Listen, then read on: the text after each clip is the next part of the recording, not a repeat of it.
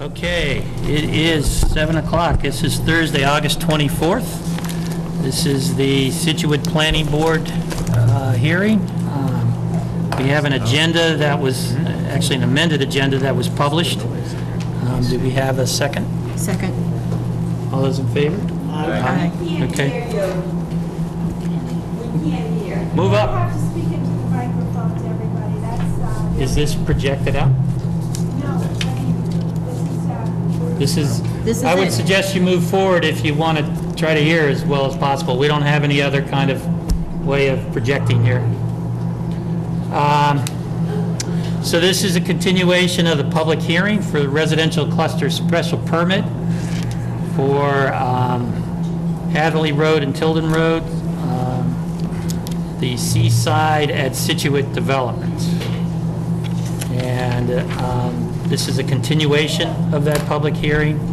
We have a number of items on our agenda tonight, which include discussion and kind of review of purpose of the bylaw, discussion about the design, the environmental cleanup, the traffic, and the stormwater. So that's our list for the agenda tonight. And I would like to start off with the sort of the overview, the purpose of the bylaw, and the creative design discussion, which are carry-ons from the last meeting. And I will turn it over to Mr. Ornberg. Yep. Bill Ornberger. I just want to introduce everyone at the outset. I'm here with my partner, Speak up, Jeff. Bill. Speak up. They can't hear you over the noise of this thing. Okay. Bill Ornberger. I'm here tonight with my partner, Jeff DeLisi, and I have to my right Dave Bauer, Divisional President from Toll Brothers. I have Dave Buckley, who's our Senior Project Manager, Scott Michelli, who's our engineer. I also have with us tonight Jim Ash, who's our Environmental LSP. I have Mark Manganello, who's our Wetlands engineer. I have Aaron Fredette, who's our Traffic engineer. I also have Kevin Klein, who's our Stormwater engineer from Stantec, and I have Paul Marabito, who's our local engineer here. Just by way of a short thing, since we last met with the board, we have had another conservation meeting. I'm sorry to interrupt you, but your introductions made me realize I probably should introduce a few people who are here as well from the town side. Certainly. I think everybody knows Laura Harbottle and Karen Jacob, who are with the planning office, but we have Brad Washburn here tonight, who is the newly hired Director of Planning and Development for the town. Raise your hand here, Brad, so people can see you. And then we have a couple of folks from Horsley and Witten. We have Joe Longo, and we have Jeffrey Dirk from Van Ness, who did the traffic study. So I think, do we have anybody else? I think that's it. So that's who's here. Okay. Go ahead. Just by a continuation, since we last met with the board, we had a meeting with the Conservation Commission where we covered a lot of ground, and I think everyone came out. I see some of the commission members are here tonight. We made a lot of progress on the conservation-related issues. In addition to that, as I think all the board members, we had the site visit, which we know, and also there was a design review meeting. All right. So as Steve said tonight, Dave Bauer is going to start out with an overview with a PowerPoint presentation. In addition to that, Mark Manganello is going to talk about the buffer zone, all of which has been filed with the Conservation Commission some time ago, and he'll relay those issues. Kevin Klein is going to talk about stormwater. Aaron Fredette is going to talk about traffic, and this is all in PowerPoint presentation, and Jim Ash is going to address the environmental issues. So at this point, I'll turn this over to Dave Bauer. Can I stand up? Yes, please. Do you have the mic over there? And That project. way a little bit. Yeah. I don't know if it's hooked up, but there is a microphone right Yeah. there. It's for the TV. It's just TV. Yep. Just for recording? Yes. Yeah, I Hello? think it's just Hello? for the yeah. I'm going to go down this way just so that Oh, that does. people can hear me. I don't know if this is working or not, but I'll speak. It is, but it's not great. Okay. It is. All right. Okay. Let me know if you're not hearing me in the back. I'll be as loud as I can without screaming. My name is Dave Bauer. I'm the division president for Toll Brothers, Massachusetts. I'm a resident of Westford, Massachusetts, and happy to be continuing this process. And our team's been working very hard, getting a lot of feedback over the past 3 years, really, since we first went into contract on the property. And I think we're making some great progress. We're excited about the community. And just to recap very quick history, when we first went under contract, we were looking at a concept of 90 single-family homes, 4-bedroom homes, and through a lot of work and collaboration with the town and the local residents, hearing things about school impact and just the local desires for development and servicing the aging population in town. We took all that into consideration, and we came up with a concept for predominantly a 55 and over community, and that's what we talked about at the last hearing. 142 55 and over, we call that active adult senior housing, townhomes, and 10 single-family homes on the outskirts of the property. At the last meeting, we had a question put to us, basically a high-level question about whether or not the project we're proposing satisfies the purpose of the residential cluster district. And that was a great question. It actually had us pause and think really hard about each and every item, and we've put together a few slides and some information to answer that question in detail. Which one am I pressing, Dave? To your right. That one. So that's the community layout that I would hope everybody is familiar with at this point. I can come back to that if we have any questions. When we stepped back and thought about the concept and what we're proposing here and whether or not it makes sense, our attention was drawn to the Town of Scituate Housing Production Plan of 2015. And reading through that, we found some bullet points that we thought were really relevant that we just wanted to touch on here before we get into the individual purposes of the residential cluster district. The town's own housing production plan states that Scituate has a higher median age than the state of Massachusetts and the country, the median age being 45.2 versus a statewide median age of 39.5.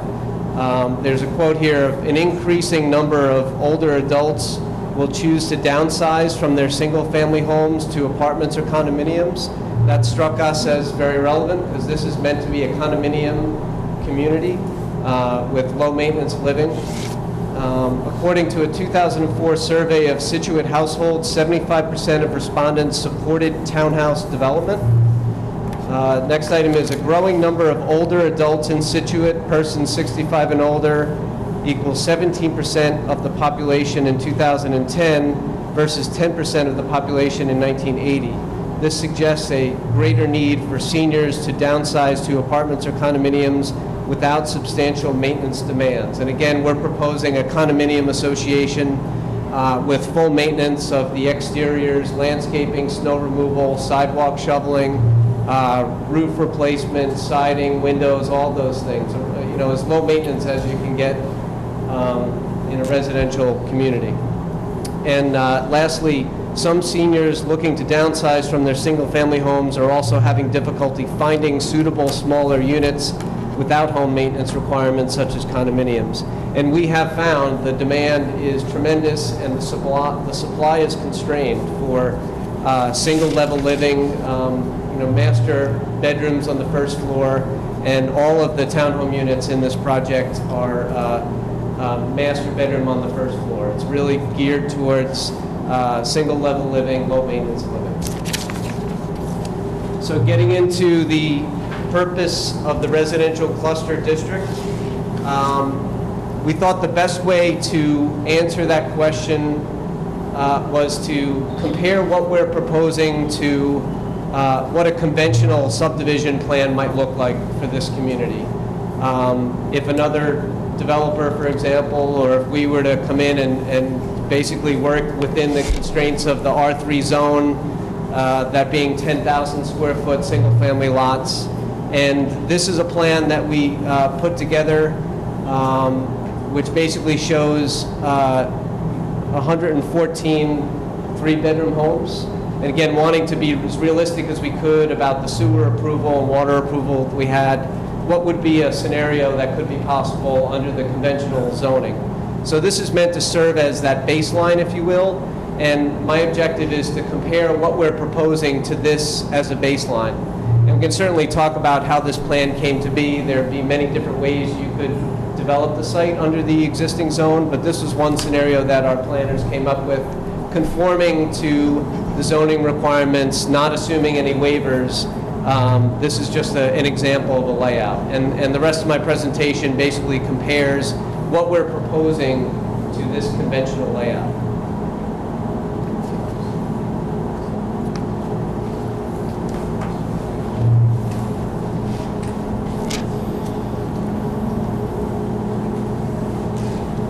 So the first purpose listed is to encourage the more efficient use of land in harmony with its natural features, a less sprawling form of development, a shorter network of streets and utilities, more economical development of land with less consumption of open space. Let me back up. I think I'm accidentally hitting. So the purpose of this slide is to show in dark green the open space that our community that we're proposing would generate. And that's 44.3 acres of open space. And it's important to understand that in a condominium setting, that open space is perpetually restricted and also managed by a condominium association. So the majority of the open space on the west side of Hatherley Road is part of the association. It's managed by the association, owned by the condominium, and it cannot be developed. It's restricted forever. Whereas in a single-family community, you have a lot less control over whatever open space you might have. And within the confines of resource areas or the existing zoning, a single-family homeowner may clear or change their property as they see fit. So this chart, which I realize is impossible to read, but we can provide this information to you all, is meant to speak to that purpose of encouraging a more efficient use of the land. And we've identified some important metrics that we thought were important to mention here. Again, we're comparing our proposed community to what we're calling the alternative conventional single-family layout. Impervious coverage, our community is proposing 14.7 acres of impervious coverage, and the alternative plan is 17 acres. Total roadway and sidewalk area, we're proposing about 6 acres of roadway and sidewalk, and the conventional plan is 7.64 acres. The amount of roadway and sidewalk per unit, our proposed community is 1,738 square feet per unit, and the conventional plan is 2,919 square feet per unit. Building impervious coverage per unit, we are at 2,494 square feet as compared to 3,600 square feet per unit. Again, I said total open space is 44 acres compared to 7.4. And the amount of open space when you take out wetlands, stormwater, and areas subject to flooding, our community is at 26.36 acres compared to 2.6 acres. So without belaboring the point, we thought that those data points were very compelling, that the community we're proposing certainly satisfies the intent of that purpose of the residential cluster district. The next purpose is to permanently preserve natural topography and wooded areas within developed areas to preserve usable open space and recreation facilities close to homes. And of course, one of the highlights of our proposed community is that it is meant to be a condominium with amenities and recreational facilities, a clubhouse, a swimming pool, pickleball courts, bocce court. So we're certainly creating that amenity lifestyle and the recreation facilities that are desirable under the residential cluster district. We were asked about walking trails, which certainly was an intention from the get-go. We just didn't have it on our plans, but we have since laid out walking trails. And again, it's a little bit hard to see from in the back, but we have 4,300 feet of nature trails or walking trails.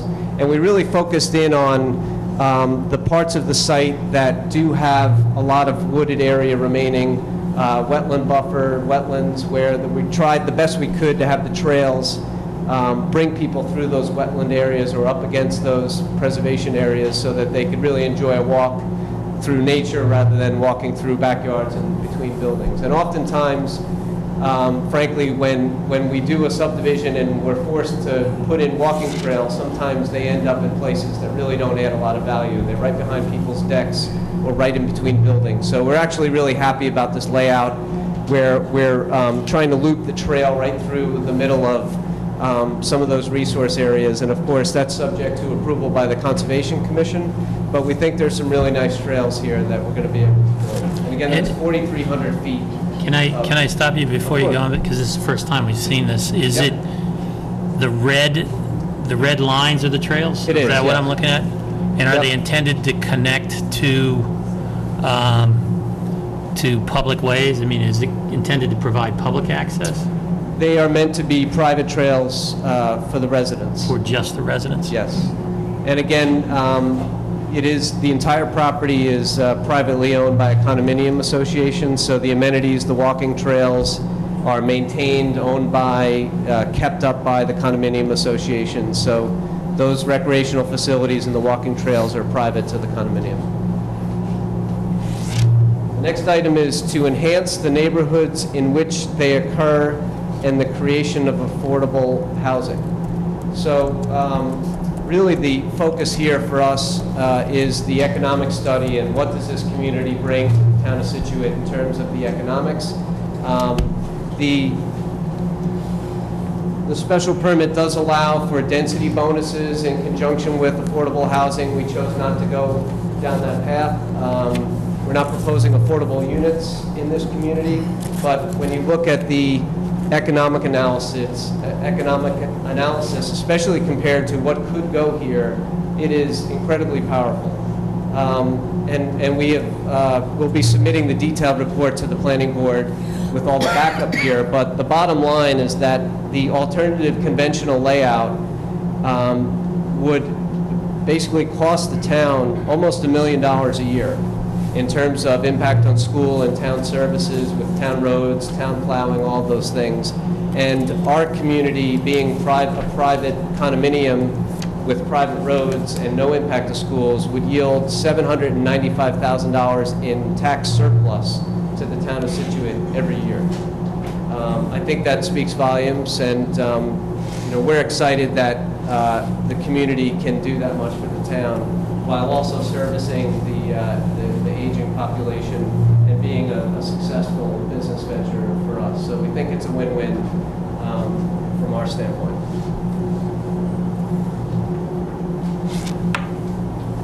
The next item... Can you go Yes, back sir. to that slide for a second? The last bullet says funding of an amenity for community and municipal use. What does that mean? So we've been in discussions going back a couple of years now with the Board of Selectmen about contributing and working with the town on some sort of a town facility. Bill, if you want to elaborate on that. Sure. As a matter of fact, and again, not to segue off of that, but one of the things, and again, Steve, you tell me when it's appropriate, we can discuss it later, is somehow because... It was just on the slide, so I No, wanted to... no. know that. What I don't want to segue off, because it's something I didn't Yeah. want to discuss, but I'll mention it now.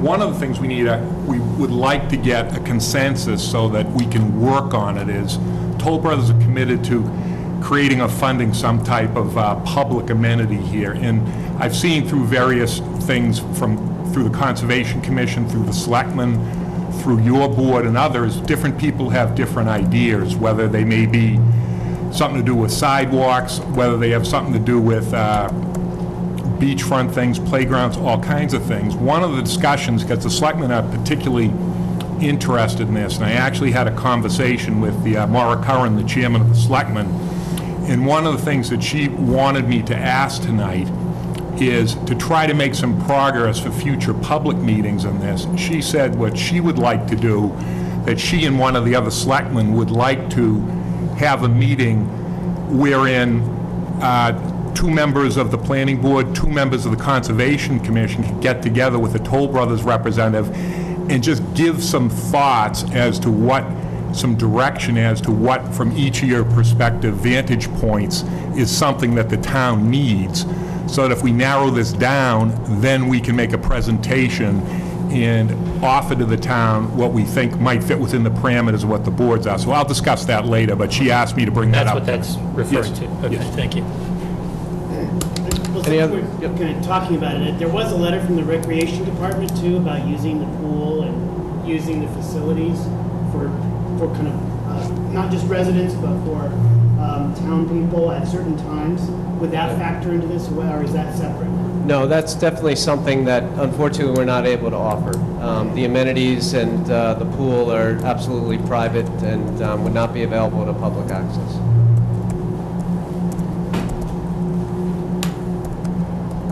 The next item is to encourage creativity in the design of developments through a carefully controlled process. And I think we had a really good discussion at the last meeting about architecture, about garages, some different opinions out there, and we listen to all of them. We take it seriously because frankly, a lot of those discussions make us better.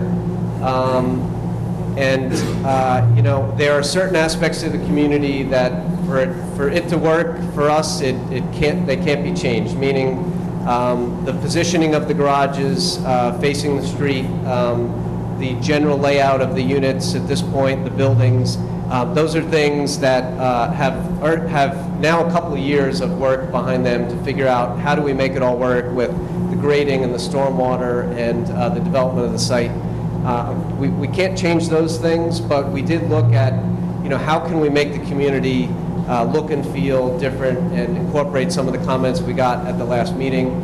And we left off with a suggestion that we take a look at the Pine Hills, where for anybody who's been to the Pine Hills in Plymouth, a master plan community with many different types of housing, it really is a special place when you drive through it. The look and feel of it, the architecture, the way the roads feel when you wind through the community, it's a spectacular development, and we build there.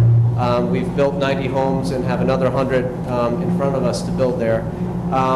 And we drove around, we took some pictures, and we noticed a couple different things. On the left is one of the best-selling homes at the Pine Hills. That's a townhome, 2-car garages on the street, and the front door to those homes is actually in between those garage doors. It's not at the back. You're not looking at a rear-loaded home. That's the front of the house. Very, very successful home style. There's a lot of features to it that are really attractive to home buyers, but I think it you know, encapsulates some features that the planning board and maybe some of the audience asked us to revisit and try and get away from. And so we found some examples at the Pine Hills on the right where, again, in a relatively dense development that maximizes open space, and the Pine Hills are the masters at managing open space, they have a ton of it, they use some details like the picket fence and plantings to really create a softened up and much prettier streetscape. So we decided to look at that. We also noticed that the quality of the garage doors and the materials they used were a notch up from basically what our standard typically is, so we looked at that as well. And we incorporated and absorbed a substantial you know, increase to our specs to basically bring that to this community. And we have some graphic images of what the homes would look like, and these are developed from an exact virtual tour, if you will, of the community. So we're talking about the exact grading of the site, the exact positioning of the homes, and that's what a building would look at as you stand. That's what a building would look like as you stand on the street. So if you see the picket fences and the planting details, we've added some plantings, and we've tried to soften up that streetscape from what it looked like before. The garage door, which may be a little bit hard to see there, is a carriage-style door. It's definitely not a standard garage door style. That is a typical end unit right there. And the front door to the end units is around to the side. So you notice the architecture from the end, we feel, is really much more interesting than many of the homes that you'll see in a dense townhome setting. And that's one of our best-selling homes called the Bucknell. If beautiful architectural elements from the ends of the building. Is that a question, or are you stretching? Yeah, I got a question. How big is that? I'm sorry? How big is one of those homes? Could you identify yourself? South bound, Dayton Road. How big are these units going to be? The question is, how large are the homes going to be? They range from an 1,800 square foot ranch townhome, so it's an attached unit, but it's a single level, 1,800 square feet, up to, that unit is about 2,600 square feet. So you're talking about downsizing, and all those homes are larger than my house. So I'm not downsizing to go here. Happy to speak to that, because the definition, Can we let? Sorry. I'd just like you to get through your presentation, Absolutely, and we'll sure. take public but comment. I'm and- happy and to speak input. about that if Yeah. you'd like me to, Chair. So that's a typical N unit right there. And that's the last graphic I have of the homes and some of the things we're proposing to try and address the architectural streetscape, if you will. So is that are we looking at a 4-unit building? there? That's a 4-unit building, and Where does certainly... it stop? See If this? if you see the green deciduous trees, and there's sort of a beige unit right to the left of those trees, that's the next building. Okay, thank you. And are all the buildings the same? No, the question is, are all the buildings the same? And we will offer probably 8 to 10 different unit styles, home styles, and every building will allow any combination of those homes. So, Not interior-wise, in terms of like the exterior facade. right, that, Variety in terms of color and architectural elements. yep, so the comment I was making is that not only interior floor plan, but the outside architectural elements can be customized and may be different building to building. And we would typically have 2 or 3 color schemes and make sure that every building is, you don't have the same exact color building to building. But the other thing that happens a lot is when you get to a certain density, you also want to make sure that you don't have too much variety in color. For example, all the roofs would be a weathered wood or some color like that, because if you start to have grays and blacks and browns, it almost becomes too much. So we have some other neighborhoods where we can show you examples of color schemes that are somewhat of a neutral palette, but they offer enough variety to make sure it doesn't look too cookie cutter. So that's Okay. it for my part of it. Do you have a question? Okay, let's start with the planning board first. And who brought up the creative design stuff? That was you, wasn't it, Ian? Yes. Why don't we start with you? Well, I think you've made some progress. And I think that under the circumstances, I want to be able, if I live here, I want to be able to find my home. And if they all look exactly the same, I could walk into somebody else's place. So, that said, what will the median cost be of these units? The question is, what would the sale price of the homes be? Yes. And we're projecting the pricing to start right around $500,000.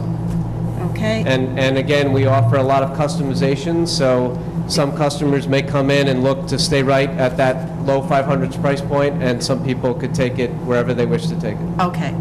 And do you have any clue in terms of what the overall condo fee would be? The question is, what would the condominium common charges be? And our estimate right now is about $400 a month. Okay. Now, have you given thought, getting back to the creativity, as I think Richard had pointed out, would you consider different colored doors? Or are they all going to be the same? Which I suppose is the minutia of all of this, but it brings something. The question is, will we consider different colored doors? And I would say we'd absolutely consider it. One of the challenges that we run into, which we'd be happy to share our experiences, is that you do cross the lines at some point where when you're trying to keep everything somewhat neutral and pleasant in the streetscape, but then you allow different colored doors, someone picks that, Nantucket red, and all of a sudden, the community starts to go the other direction and be very unattractive. We have had communities like this where we've offered a couple different colors, but we really try and be very careful about that. All right, and one more question. When I look at this, the end unit, you go in on the side, and then the next two-car garage, it appears next to those two trees. Is that the front door? That's correct. On the first unit is from the first garage on the right. That's your two-car garage and your driveway, and then you walk on a walkway around to the right into your front door. And then the next unit is the next garage with its own front driveway and a small walkway to the left of that garage to a little covered porch that's just a little bit recessed from this vantage point. All right, that's all. But it's a front entry? Front end, It they is. all are front entries, they're Well, not... that's a side. That's a side, The corner one's a side. right. The end units are side entry doors, and then the middle units are front entry Front covered, entry. typically a small covered porch on the front. But none of them, and all of them will have a front porch, whether it's side or front. That's correct. Right, none of this opening the garage door and going in that way. Absolutely not. Well, most people will Most people will access do their that. I know. home that way, but they will all have a guest entry, if you will, Okay. a formal front porch. Yes. Thank you. Bill? I'm all set right now. Richard? Yeah, I mean, I wanted to comment that I think it has come, I should say a long way, but you've certainly listened to our comments, and it's much better than the first proposal with the changes that you've made. I just had a couple questions. In looking at the Pine Hills example that you showed on the right, one of the things that was also nice about the streetscape was the cobblestones to enter the driveway. Are you proposing those cobblestones as well? At the moment, we haven't put the cobbles into our plans. One thing that we will look at is the divider between the driveway where the fence is. One challenge we've run into is that the plantings can be a challenge with snowplows. Having mulch beds in between driveways that tight can be challenging. So one of the other things we've done is put cobbles in between driveways to help break up that blacktop. So that's where we are right now, is looking at cobbles, but possibly between the driveways, but not at the front. And if you go back to the presentation that shows the Pine Hills in the upper right, Yes. it's kind of hard to see on the large screen, but one of the things that I'm seeing here on the computer that really softens it is that exactly what Ann said, the one that's, the unit that is closest to the picture, the doors are white, but the background to me looks like there's kind of a blue, like a Nantucket blue, which is different than the upper gable color or material. And then if you look at the next unit, you've got white garage doors, but then it looks like you've probably got a white roof, maybe even a metal shed roof, that then you go into the dormers. So I think there's a lot of variety there, which I really like, and I don't see as much variety on that image that you have there. Like if you go back one, maybe Yep. again with the garage, there could be a, one of them being like the metal seam roof or something, just to kind of mix up the materials a bit, Yep. as an example. What's hard to see is the little shed roof there above the windows behind that flowering tree is a standing seam metal roof, which would normally be a terra bronze, a real brown pronounced color. So we definitely recognize that, and we have some metal roof elements on this product that just may not be showing up very well. Yeah, well, I noticed, actually, in this particular perspective, if you were up the street a little ways and maybe kind of more of a front on, we'd have maybe a better view. I know you were trying to get the corner there, but it might show a little bit more. I'm glad that you upgraded the material, or the materials for the garage door. That's a big factor. I do think that potentially it could be a different color that was a muted color, maybe a rust or a cranberry, but it would be consistent throughout the development. I'm not talking about one door cranberry and the next one Yeah, we white. did look at that, and some of the examples we found of that within our own portfolio, the garage door coloring really started to cascade into trim and window frames and all these other things where we weren't comfortable going down that path. And the other thing is that we really feel the color palette here should be light and coastal, light grays and whites. So we were really trying to stay true to that, to not have, in the Metro West area where we do this sort of thing, we've got that barn red and real, rich, traditional colonial type of coloring. We felt that this was more appropriate for a coastal.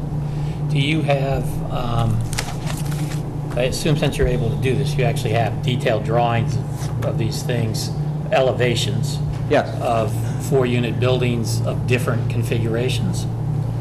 We haven't drawn those configurations. I'm at a loss how you add a ranch to the 2.5-story stuff here. So. The ranch units have a roof pitch and a roof massing that blends in with the 2-story. So it's not quite 2-story, but it almost has a cape look where that roof pitch gets you that roof massing so it doesn't feel odd. But we have some sketches that show the end unit ranch for sure and how it ties in. We can get you that. Yeah, well, I might suggest that if you've got that level of detail, that might be the detail we ask you to just review with the design review committee. And because we could sit here all night talking about little details here. It might be better for you guys just to meet with the design review committee, walk them through the different sort of approaches here. Because it's going to be hard just looking at, this is one of how many different styles?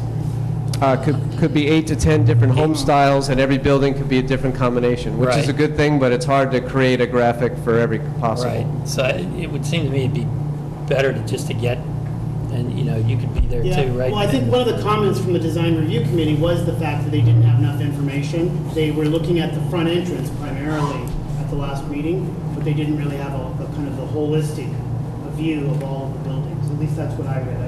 Unfortunately, I wasn't there at the meeting, but I was reading the notes. Okay. Yeah. Just on can you go back to the Pine Hill picture? So it looks like, and I have to say I like the garage doors on the 2 right pictures as opposed to the left, because they have like a center divider. Did you rule it out for some reason? We did. We have some homes that can accommodate that from a width point of view, and this line of homes, carriage homes, again, that's already been designed and proven and tested, just doesn't have the width to accommodate that. Could you go back to the other one? No. Oh, well, I didn't want to take. No, I totally agree with that. I mean, when I look at again, the picture of the Pine Hills example, I mean, that's some of the things that make that particular picture a very attractive, is the fact that you've got the 2 garage doors, you've got the cobblestones in the driveway, as you said, different materials. So there's a lot of things going on there. I see some of those things happening, but not all I think of them. they've gone through. We're not going to get all of them. We're trying. And one thing I will tell you that, part of why we're here is to deliver something to the end user, your future resident and our customer. And I can tell you that the vast majority prefer this garage door over the 2 pretty side-by-side single doors, because they don't like having to work in and out of that garage door. They want the single door, the vast majority. And that's a real user I would completely disagree issue. with that statement. Well, I have- Based on my own experience, but I have 1,000 customers data to work Yeah. with. And it's a real issue that when we give people the choice, 9 out of 10 of them choose this garage door when we give them that choice. Just giving that food for thought in terms of the end user.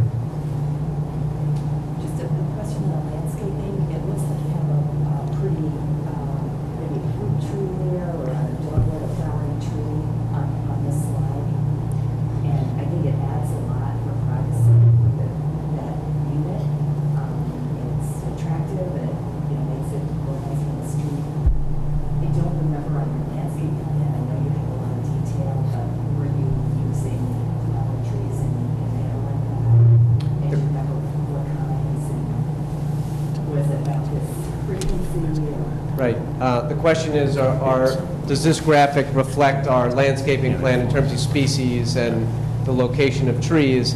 And it should mimic, in terms of location, quantity, that sort of a thing, it should mimic the landscape plan. I can't tell you exactly species to species, but certainly we want a nice mix of flowering trees in there. But we can do that reconciliation and listen to any feedback you may have. And also, maybe I'm reading it wrong, but does every street have a sidewalk? No, it does not. Yeah, because there's quite a few here that actually don't, well, at least from what I'm reading, like when I'm looking at your trails. Yeah, actually, when this was created, we picked up on that and we said, wow, this image would be nicer if it had more grass, like much of the community would not have the sidewalk. But we just showed you a sample of a streetscape with sidewalk on it.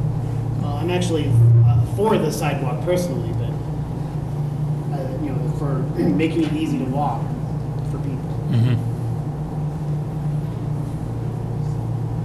I mean, if you go with 55 and older, and you know how I feel about that, we really don't want seniors in the street.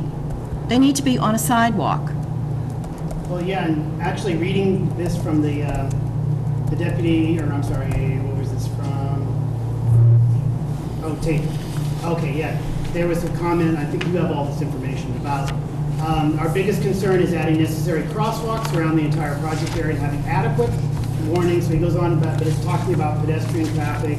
With the community being mainly 55 plus, there needs to be a greater focus on making sure that the residents will be taken care of and can cross the existing main roadways. But I also think you're talking about, you will potentially have a dramatic increase in pedestrian traffic. Off-site?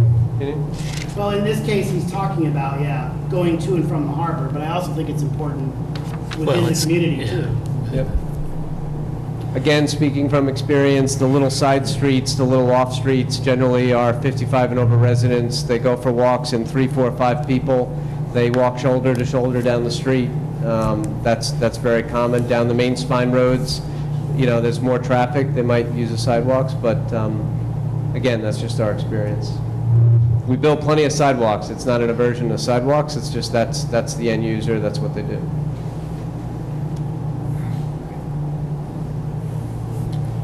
Well, I think, I just wanted to support the fact of having the elevations being reviewed by the design review committee. I would certainly advocate for that.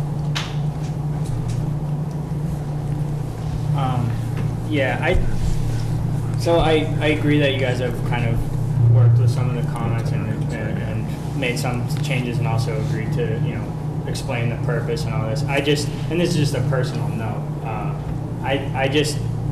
this development is going to effectively create a new neighborhood in this town, or as you guys say, a community. I just have a hard time getting over the fact that it's going to be a community only for 55 plus residents, and also that there's no affordable housing. Being somebody that's a resident of this town and planning on spending a lot of my future here, I have a hard time stomaching that. That's just a personal note. Aside from that, one of the other purposes in here, it mentions the word, this is obviously kind of, you got to interpret these in your own way, I guess, but it mentions to encourage a less sprawling form of development. And I understand certainly the benefits of the percentage of open space based off of the analysis compared to the conventional subdivision plan, but just the overall vibe that I get from kind of the layout and the kind of townhouses in a row and everything, it just feels very sprawling to me when you add in kind of the stormwater control structures and the wetland buffer zones and the wetlands themselves. It just that's just my opinion, but it seems like sprawling to me.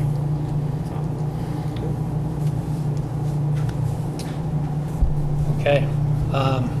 Any other questions on any of that? Okay. So well, back to design review? Yeah, I think that's one of the recommendations we would have for you, and we can sort of summarize this as we go, that we actually get, you know, the different elevations and the different kinds of styles and buildings that are going to go together, and really review that in a little bit more comprehensive a nature with the design review committee, so that they can understand how it all is going to connect together. Okay. And, you know, you can coordinate that. I think Karen can help organize for their next meeting. I don't know when they're scheduled, but, They're scheduled for September, right? They're scheduled for September, but we need to receive the material first. yeah, they need to get the material first, so. We need to receive this. Okay, Do you want to ask the public for any comment? yeah. I If- just want to see if I had anything else before we go there. Yeah, I did. One other thing, and just in sort of the, talking about the design review committee and sort of the creative design, they've actually provided some initial comments on the entrance as well, and I think, have we shared those comments yet with anybody here? I've seen them. No, have you shared it? No? So we should get that to you as well. And they were really, I think the primary thing that they had addressed was the use of natural stone versus veneer stone. But we should get that out there as well. Okay, any comments from public? Yes. Identify yourself first. Sure, I'll stand up. Want to use the wireless mic? Really think the lights are working. The AC's off, so. Well, you can shout. Yeah. Sean O'Connor, 132 Tilden Road. So first question, I don't know if you can go back to the street design that you have there. Picking up on a couple of questions that were asked earlier. Yeah, is that the one? So which ones are the main ones that will have sidewalks? The ones that run all the way through from Hadley to Tilden, or do you know that? Definitely from Hadley. Scott, Hadley to Tilden, and then that's it? Yeah, that's all we have. So, If you actually go forward in the presentation to where you do the walking trails, you can see where the sidewalks are, if I'm reading it correctly. If you can see kind of the darker line where the sidewalk is, it's hard to read it from this far away, but. so Hadley to Tilden. Hadley to Tilden, then there's another, so actually, no, sorry, go back to the other. So Road A and Road F, right? No, that's the convention. okay, so Can somebody go up there and point? you can laser pointer at them. So the bottom, sort of right, there's like a circle. Is that like a road circle, right? There we go. Down to the right. Okay. Yeah, right, so the circle. So what do the other ones do? They just like dead end? Like the top left and the bottom left? Do So, those just dead end there? so this right here, dead ends. This little, I mean, I think, this is not a long street. There's 5 buildings on this street. 5 buildings and so 15 units? Yep, but in terms of linear footage, it's, I can't quote it for you, but this is a bit longer and goes back to this section right here. So it dead ends in terms of full-time driving access. However, right here, you have an existing road where there'll be an emergency connection only. So that'll typically be gated off and for the fire department in case there's an emergency. So the road, like, if you were down there, just turning around someone's driveway? No, there'll be a turnaround. But it's not as big as the circle? then? No, right, it'll be a hammerhead type of turnaround. So right next to that where you're pointing to is just to the left there. What's that Yep. space over there? This is the school, Yeah, that's. and this is wetlands all right here. Okay. So, and then, so one of the other questions that we have, this is not gated, right? That's correct, it's not gated. So it's not gated. And then I think you mentioned earlier about the entrances because I think the design guy said like, we don't want it to feel like closed in, standoffish. So like down there, Tilden Road, it looks kind of like really far away. So it feels like you don't even see it or know that it's there as you're driving down the road. Is that part of the intent? Like to me, a community feels like you can see everything, you can see down the street, you get in there. What kind of entrances do they look like? Sorry. Yeah, no, they're good questions, and they're ironic questions for me because we're going through an application in a different town where they want the housing a mile away from their road so they don't see anything and they can make it feel like it wasn't there. It's a balancing act, I guess I would say. There are stormwater controls and wetlands that drive the setbacks. There's grading that drives the setbacks. I mean, right here, you're coming up sort of a hill to get to a reasonable spot here to put the housing. It's a balancing act, and the entrances are meant to have stone piers and walls and some white fencing in between. It's meant to look like a pretty neighborhood that isn't necessarily in your face, but it's not meant to look like it's closed off to the world, but it is private property, it's a private condominium, so there is some degree of people wanting to feel like they're in a little enclave of their own homes. So, thank you, that's helpful. So, side question. When you guys manage condominium complex or after you're done building it, you sell? I didn't hear the question. So the, Who runs the condominium association Oh. after they're done? Like, do they, you guys walk away? So it's a great question. We form the condominium, and we sit on the board while we're building the neighborhood, and we contract a property management company, an outside company, and the company we have used most often is called the Dartmouth Group out of Bedford, Massachusetts, professional management company. We hire them to manage all the operations, financials, everything. We sit on the board, and through the period of time that we build out the community, we start to elect and transition board members on to the Board of Trustees, and there's sort of an education process there where we're teaching them about condominium living. Some of our residents come with experience, some of them have no idea. So we look at it like our goal is not only to build the community, it's to hand over an association and a board of trustees that knows what they're doing, that understands all the inner workings. And then when the community is towards the end, nearing 100% completion, we do a transition election, and the board is comprised of all residents. And at that point, we're just in an advisory role. So just to be clear, for the full period of construction, you have majority control of the HOA or the community association, or whatever. That's correct. All right. So can you point out where would the amenities be, the tennis court, pool?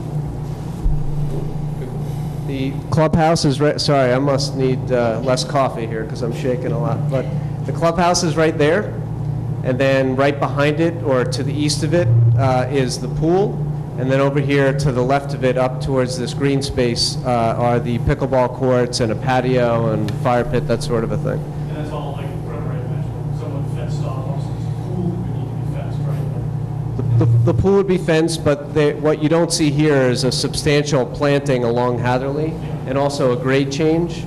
So the amenity area will definitely feel like it's within the community. So is there space in here to make available, you mentioned like amenities and youth, whatever, playgrounds or anything like that. Is there room on this site to do any of that? Our town is in dire need of that kind of stuff, from playing fields to playgrounds, et cetera. Is there space to do that, and are you willing to?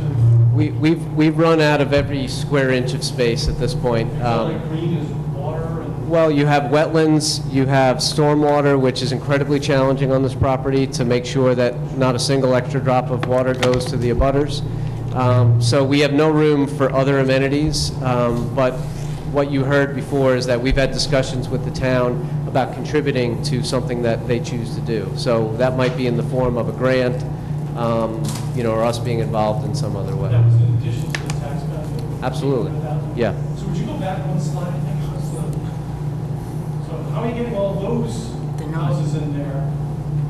But yet then you're, on the next one, you're running out of space. So this is a zoning analysis to demonstrate how many homes could be on the plan based on the conventional zoning.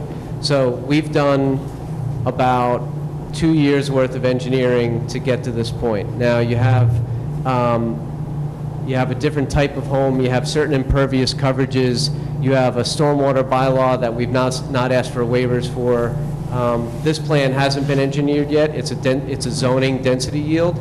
So when this gets engineered, you may find that units would get cut back. You may find that if we have to cut back units for stormwater, we could make them smaller, because many of them are larger than 10,000 square feet.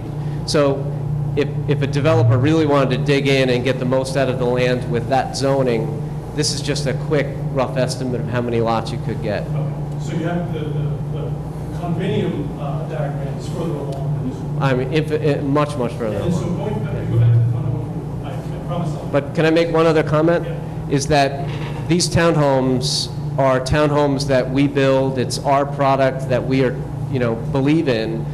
We could have very different, smaller, more dense, different layout. I mean, another developer might build something totally different. So part of the function is that, maybe we could do many more units if we had a smaller product that we built, but we don't choose to do that. So my point being that trying to correlate this layout to that layout in terms of the engineering aspects of it, there's, a lot of work that would have to go into that. So, real quick, two quick things on the sidewalk thing to that is, my folks actually live in New Hampshire, on the 55 plus, in those side streets without sidewalks that you were asking that earlier.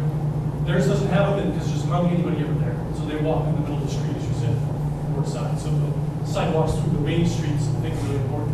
And then I would push right above Wampatuck, where we have that little fire emergency, those 3 units there. I think that'd be a great spot. We could merge that land and Wampatuck land and put some playing fields in there. So that'd be awesome.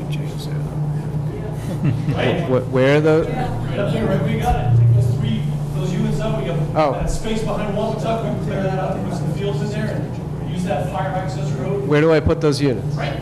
You're gonna get rid of your couple of your units. Oh. Yeah, so, that's not very hard. But then you're gonna put a field in for the town. That's community. I'll add that to the When you list. say community, I meant neighborhood. neighborhood. All right. Thank you. Thank you. Anybody else? Yes. Yeah, I don't know if I need that. My name's Laura Sport. I live at 11 Norwell Ave. I've lived on Norwell Ave for the better part of my life. And I can just say from experience, we live up at the corner of that, where the playing fields could go. So about 180 days a year, which is what school is in session, about 3 times a day, recess feels like it's in my backyard. I don't mind it. I love it. I love it. But just, if people are looking for a little piece of paradise, that's something to consider. It's an awful small piece of property. I can see Wampatuck School once the leaves start to fall. I can hear the kids, clear as day out there. So just something to consider, a little food for thought for what's proposed for out there. Okay, thank you. Yes, sir. Scott Greenbaum, 40 Damon Road. I wasn't at the earlier presentations. The houses that are east of Hatherley, are they part of the condominium association or are they single-family units? The houses on the east side of Hatherley are 4-bedroom, fee simple, traditional single families. They're not part of the condominium. Are you going to be upgrading the sidewalks along Hatherley as part of this project? At the moment, there's no plan to upgrade sidewalks off the property.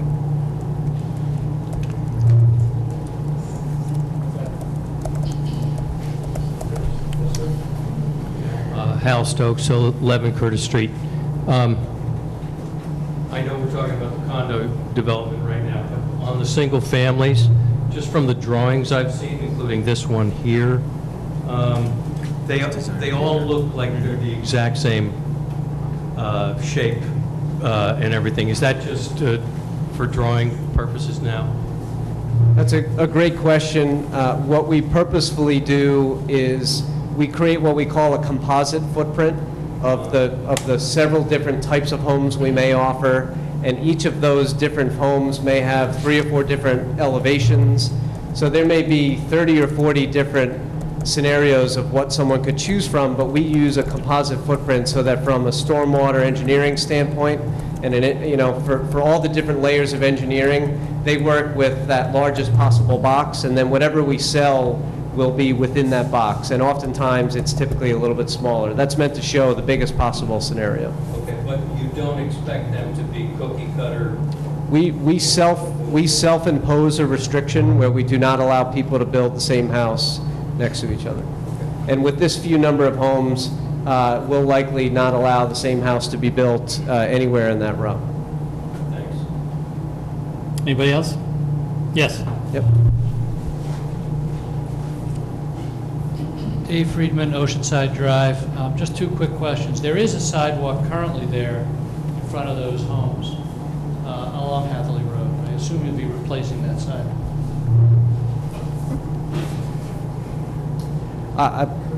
We have no plans right now to touch sidewalk. If we're going to damage sidewalk in developing a lot, certainly we'll replace it or repair it. Just know that our scope right now is not to do any off-site sidewalk work.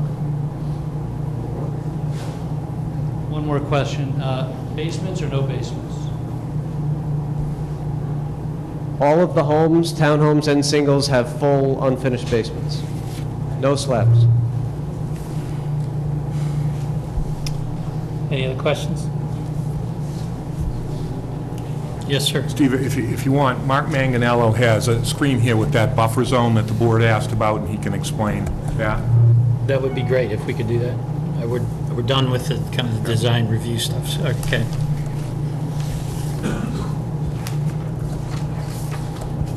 Thank you.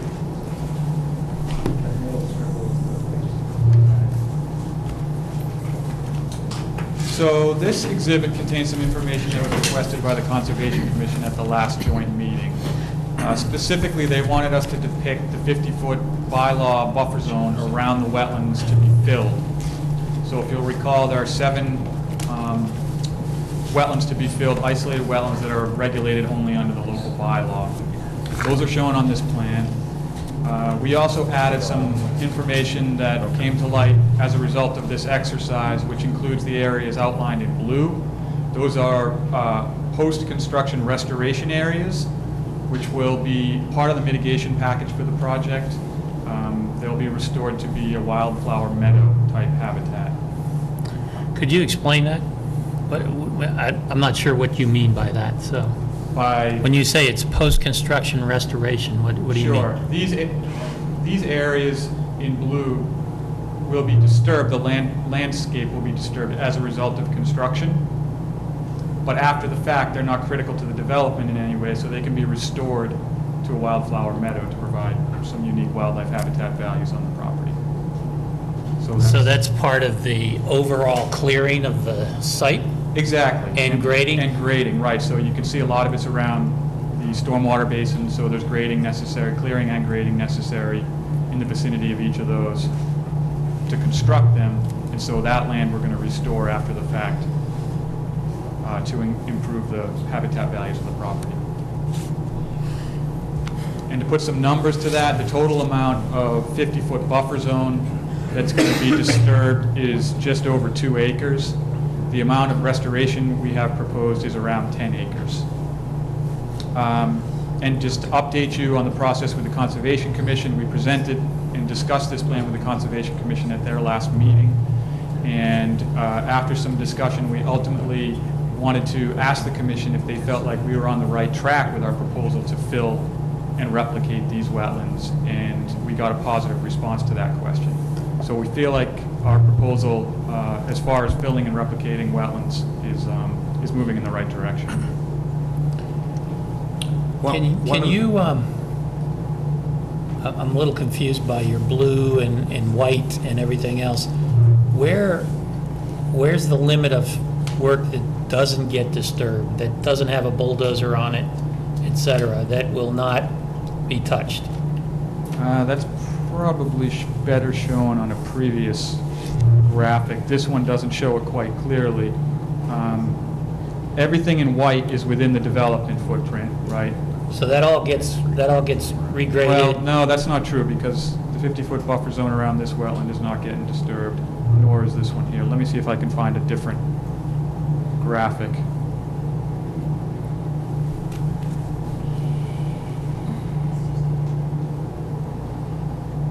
It's not really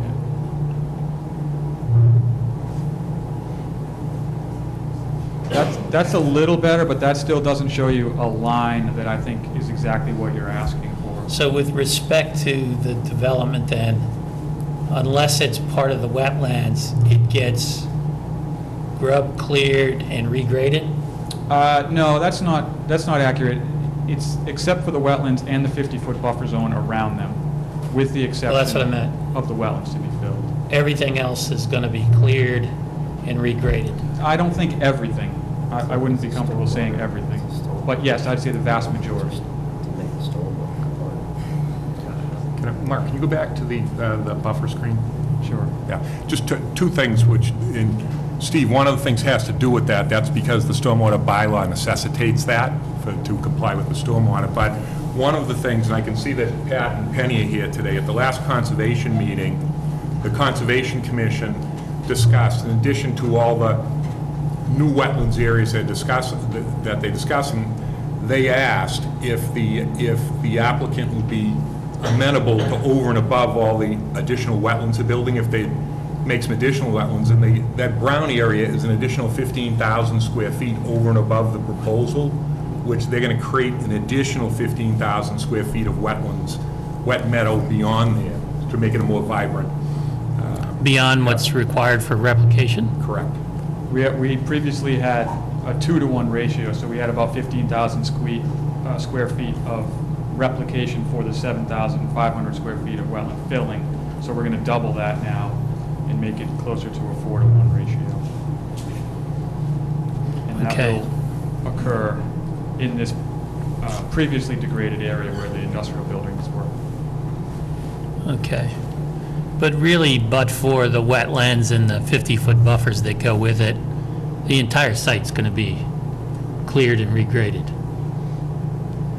Give or take, 100 yards here or there, right? That's what the wetlands bylaw necessitates. Right. Now, I'm just trying to make sure I'm clear on what you're doing. And do you have a drawing that sort of shows the existing topography and what the new, topography is going to look like? How much cut and fill? I mean, how much earth are we moving?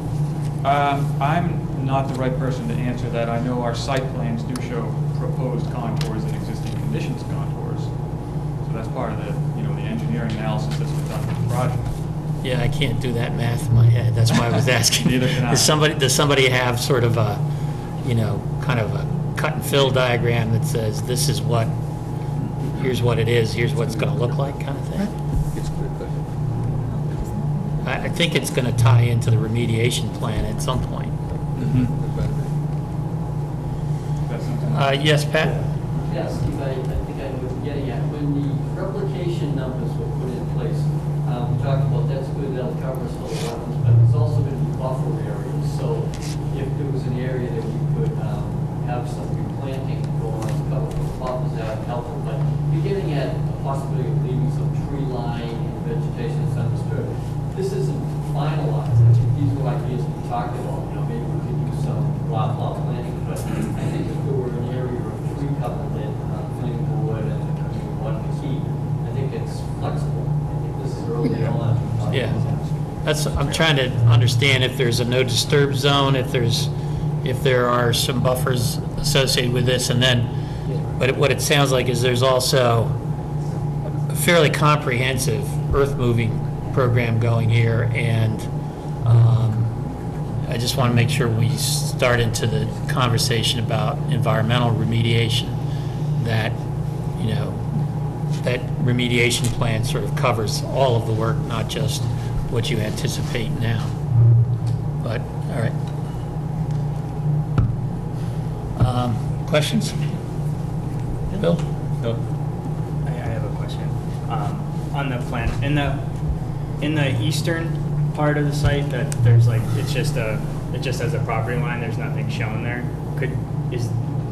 Is there, if I'm correct, that area is marsh, right? Yeah, correct. That's all marsh. Is there a reason, is that not considered wetlands, or is it just, you guys didn't put it on the map, or? We delineated the westerly side of it. Okay. So it's not meant to exclude that area from being characterized as wetland. Yeah, that area isn't part of the project, and as a matter of fact, one of the discussions we're having with the town, separate and distinct from this amenity discussion, is to that entire parcel to give that to the town for the town's use, either for walking trails, conservation, or whatever it is. In addition to that, you'll also see, I don't know if there's in one of these other graphics, on the east side of Oceanside, there's also lots that are right up against the seawall there. And again, Toll Brothers have made a commitment to the town, to the extent the town wants that, they're willing to give that to the town. That's these here. Yeah, they're shown better on the other plan. Okay. Any other questions? Any questions from public? Yes. RC side road, the two lots you just pointed out on the, by the seawall, Will this community have ocean access or right-of-way with those two lots? Take that one? That we're in discussions with the town to find out what the town wants, so obviously, if it's something that the town owns, and I think everyone in the entire town is going to have access. And just a side, inside the seawall, in that area where they're doing the construction on the seawall this time, there's significant washover right there. So if that's not going to be planned, the white area, not going to be developed? No. Thank you. Anybody else? Yes. Hi, Christine Loeb at the Proving Grounds Group. I have a question or possibly just an observation in reference to the blue areas. When I watched the last planning board hearing, it became very obvious that, as you're pointing out, most of this land is going to be completely level. And I would like to see, instead of necessarily a wildflower field, perhaps trees again, because most of the trees are going to be taken down. And they're not going to be easily replaced even in a landscaping sense around homes. So I think every effort should be made to replant as many trees as possible in those areas. Really, this site has been left undeveloped for so long because it's really not entirely suitable unless you do all of this to it. So, you know, it's unfortunate that this much has to come down, but in order for stormwater to be managed, which is a necessary thing, I understand that that has to happen. Additionally, the marsh along Oceanside, I wouldn't recommend the town purchase that, accept that property from the developer, because that's something that has to be maintained every year. If the developer holds on to it and the homeowners association has to maintain it, then the debris that gets washed up from storms and whatever other damage occurs, they would be responsible for. So that's just my thought. Thank you. Anybody else? Just on that point of the clarification, because I heard you say that earlier, the eastern part would not be under the homeowners association. So therefore, if there was debris that washed up there, let's say that that land was not on the town, or it had not been transferred to the town didn't accept it. Let's say there was, 300 giant lobster traps that got washed up there. Who would, or refrigerators, whose responsibility would that be? Well, just to be clear, we did commit to clean it up. So I heard refrigerator, and I've seen one back there, I think, and we're committed to clean that up. But there have been some preliminary conversations about deeding the land perhaps to the Concom as perpetual open space, which more often than not, that's a good thing. But if for some reason that's not viewed as a good thing, we'd have to revisit, ownership. And if that ownership goes back to the condominium association, they'd probably take on that responsibility. But that wouldn't be part of the condo association, it's on the other side of the road, isn't it? I mean, condominiums can own anything, so if that's the way it has to unfold, that land certainly wouldn't be a part of the 10 single-family lots. So we'd have to revisit it. Again, we thought we were headed down a path of, most conservation commissions I've dealt with typically like to take lands like marshes and wetlands and take them under their own control rather than deal with the condo association that may or may not agree with their perspective on things. So we can revisit that if that's what the Concom... Well, I think the challenge is probably, as has been pointed out, is that oftentimes you need a maintenance fund of some kind to manage Sure. those things But too, right? just as a practical aside as to why someone would want to own that, but for the fact that the town is allowed to do the work they're doing on that, the town would have lost $2 million right now. If the Goulstons did not want to have them, the town would have lost a $2 million grant. So that's just one reason why you may want control of things on the water. I don't follow that. Why don't you explain that? Sure, the town had a $2 million grant to rebuild the seawall there, And they can't rebuild the seawall without the permission of the landowners. And as you see, the construction is almost done now. That's on the other side of Ocean. No, oh yeah, I'm talking on the ocean side. You're not talking about the marsh, though. Oh, okay. The marsh is what we're talking about. Can I comment on the marsh, that what I have run into in the past is that conservation commissions take land because they want to be able to control their own destiny. So if you do run into a situation where the condominium owns that land and there's some sort of maintenance or upkeep or action that the Concom wants to see happen, they have to go deal with the condo association. And that could go really well, or it could be a pain in the rear end. So I've seen conservation commissions want that control to control their own destiny, especially on resource areas.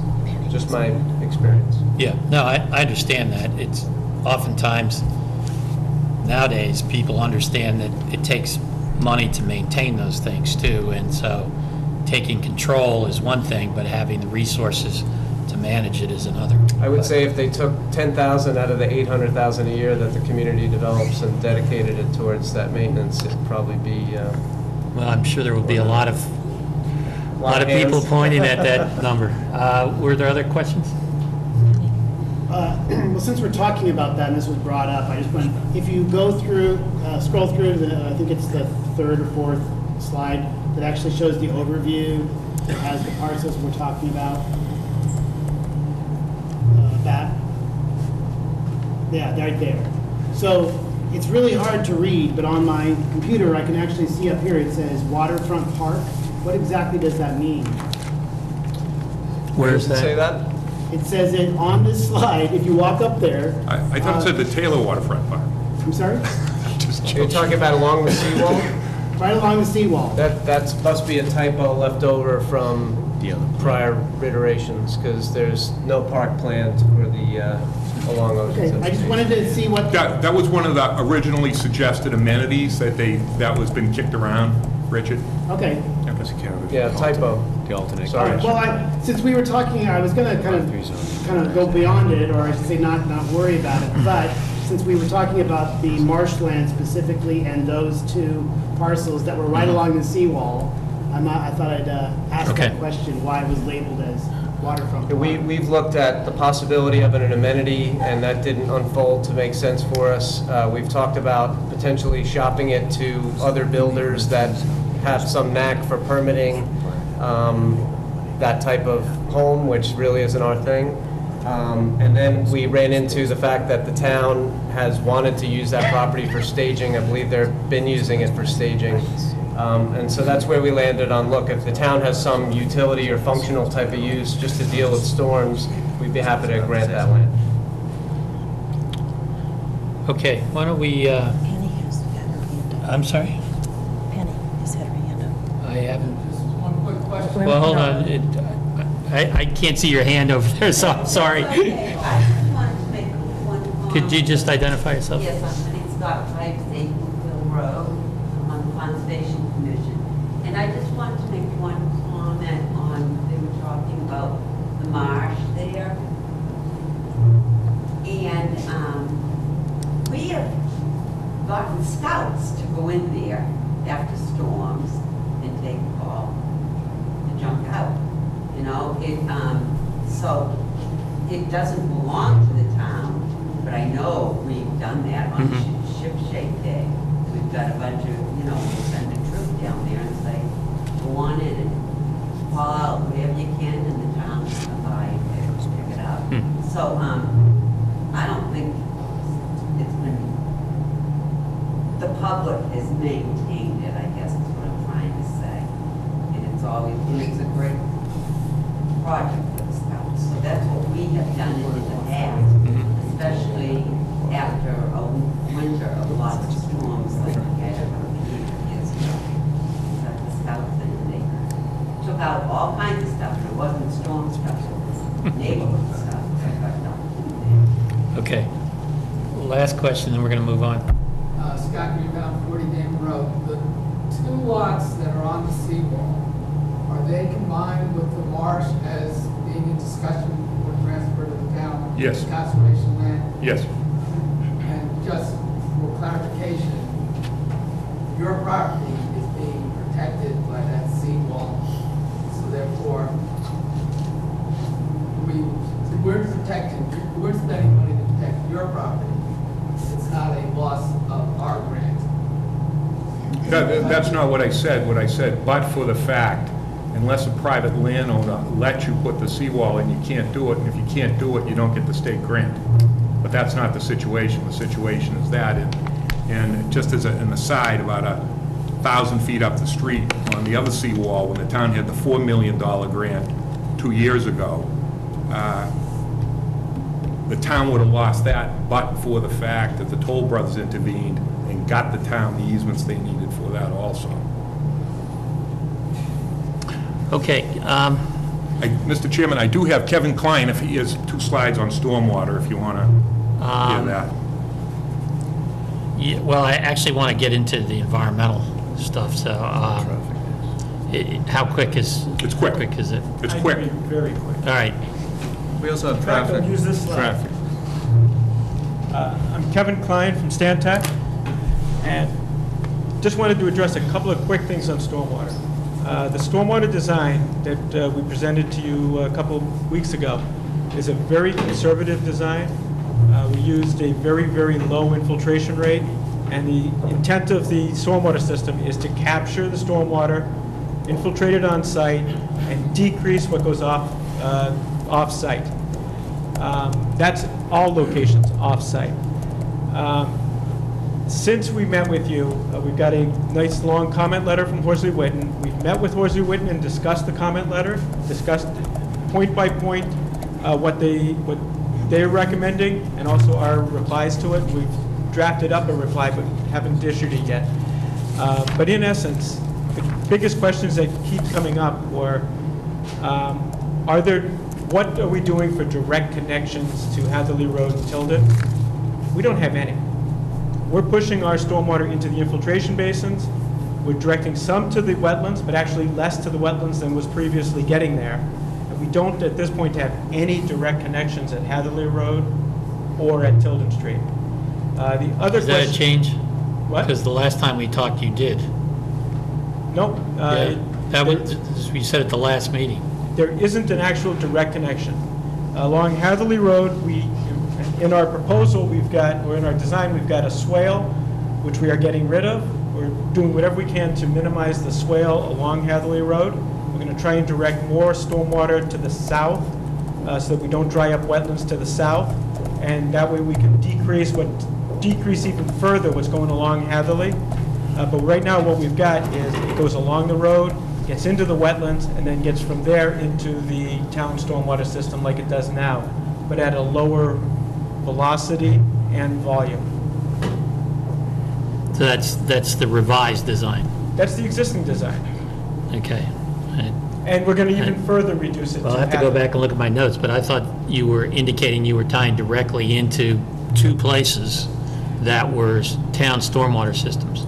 We are tying into the existing wetlands that ultimately discharge to the town system. There are catch basins in and pipes within the wetlands along Hatherley Road, and catch basins and pipes within the wetlands along Tilden Street also. So we are reusing those, and we're putting stormwater back into the wetlands, but we're putting in less than's currently getting there. We're not adding a pipe to connect to those. Okay. Well, and you're going to provide that in written fashion as a response Yes, to we will. Horsley Witten's? Yep. Okay. Okay, good. Can we move on to environmental? Sure. Okay. We have Jim Ash, who's a licensed site professional here, and Jim's going to...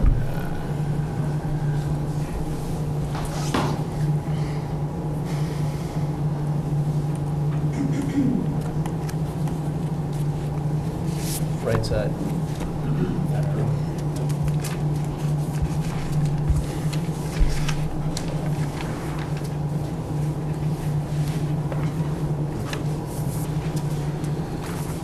Good evening.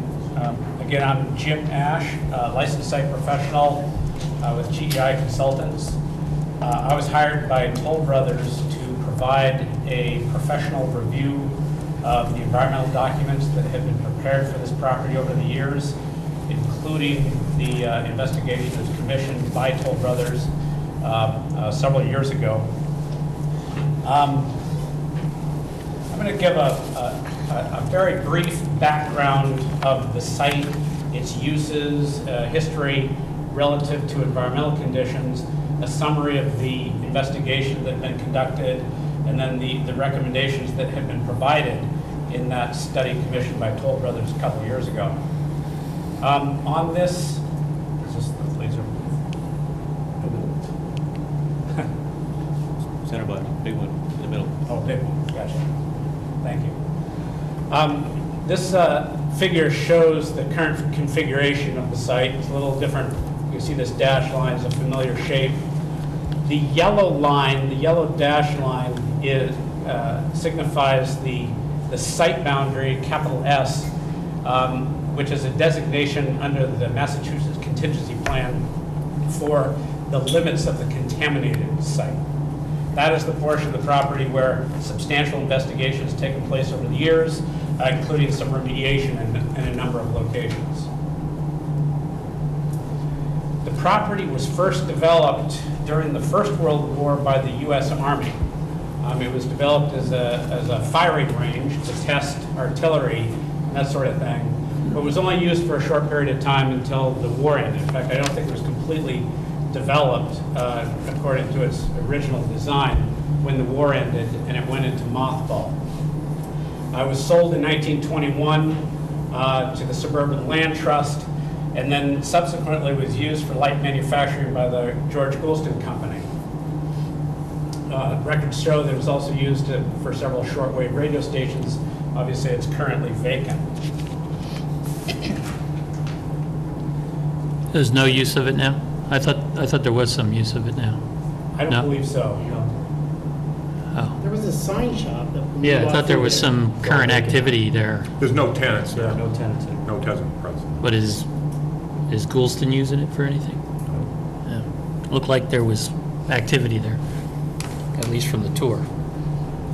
So regarding site history, some of the good news about the U.S. Army's use of the property, I know there's been a lot of press about U.S. Army bases, Air Force bases in Massachusetts out in the Cape that have pretty significant environmental contamination. We've heard about VOCs in groundwater, perchlorate, those sorts of things. Fortunately, in this case, at the time the U.S. Army owned it during the First World War, those compounds hadn't even been developed yet. They weren't developed until post-industrial kind of Second World War era, particularly chlorinated solvents, PCBs, that sort of thing, weren't in wide use. So that's the good news, because probably what they were predominantly using there was essentially gunpowder and explosive associated materials. During the use of the property by the George Goulston Company for light manufacturing, they were packaging and manufacturing what's called white oil. It's a material that was used, I believe, in the manufacture of fabrics. It was an oil that was used to help lubricate fibers for the production of fabrics. They packaged and sold white oil. It's a petroleum product, but a fairly condensed form of it. It's not like gasoline or fuel oil, that sort of thing.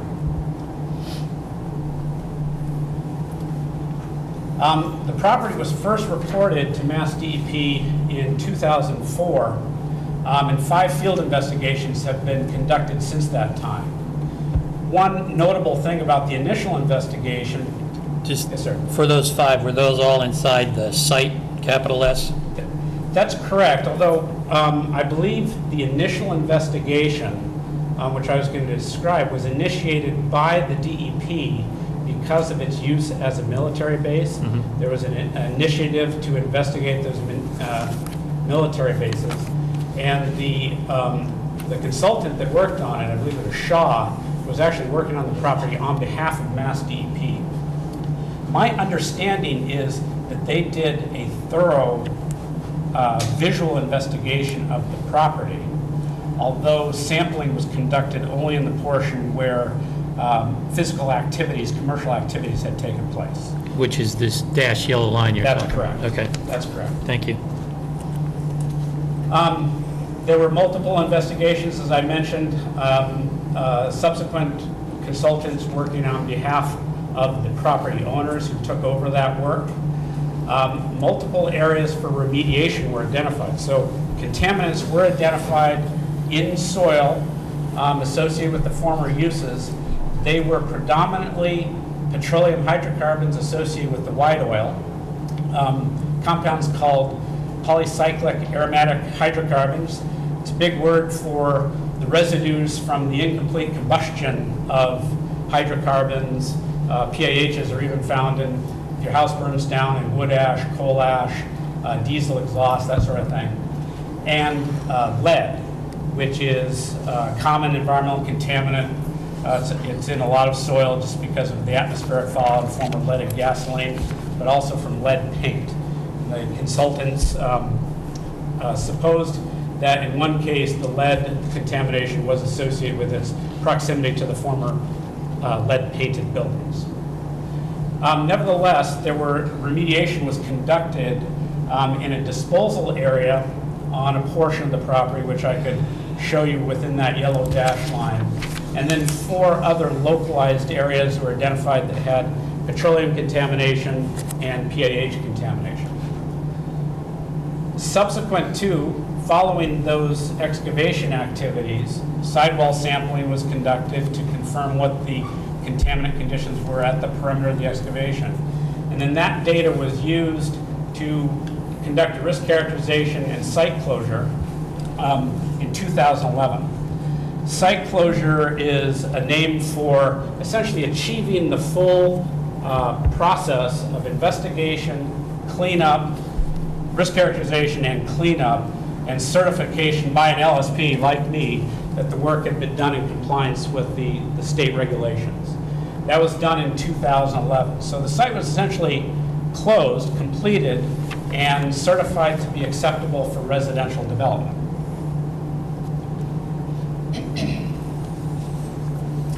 There's the list of consultants that had worked on it. I forgot I had this slide. The closure was done by Williamson Environmental in 2011. This slide shows the locations of the remediation work that was done. The disposal area was over here on this side, and then a couple of smaller excavations between the buildings toward the middle of the property.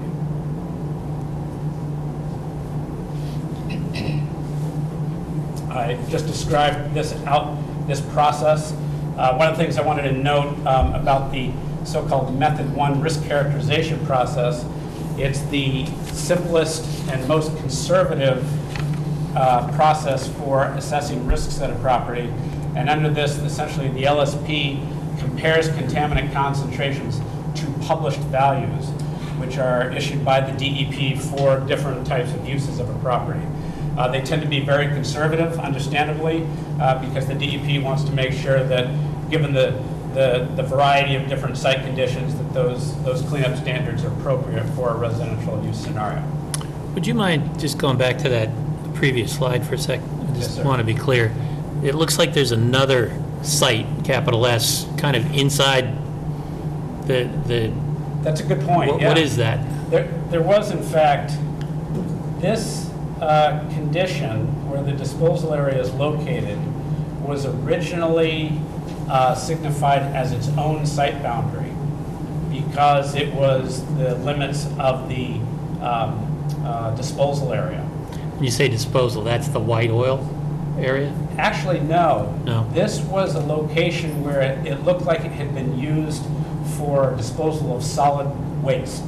So there was metal remnants, debris, and that sort of thing. It was probably something done decades Like a waste ago, which pit was or common. something, yeah. It was the part of the property, I think it was even in a wetland. And initially, that area was signified as its own site boundary. It had its own RTN. Subsequently, a new RTN was placed when they did additional investigation of the property, which encapsulated that waste disposal area. Thank you. And since you're talking about that, just quick, there was nothing on the other side, like where Norwell Terrace is, like there was no site or Where is Norwell Terrace? Remind It's me. just north, I'm sorry, it's Here. just east of Hatherley Road.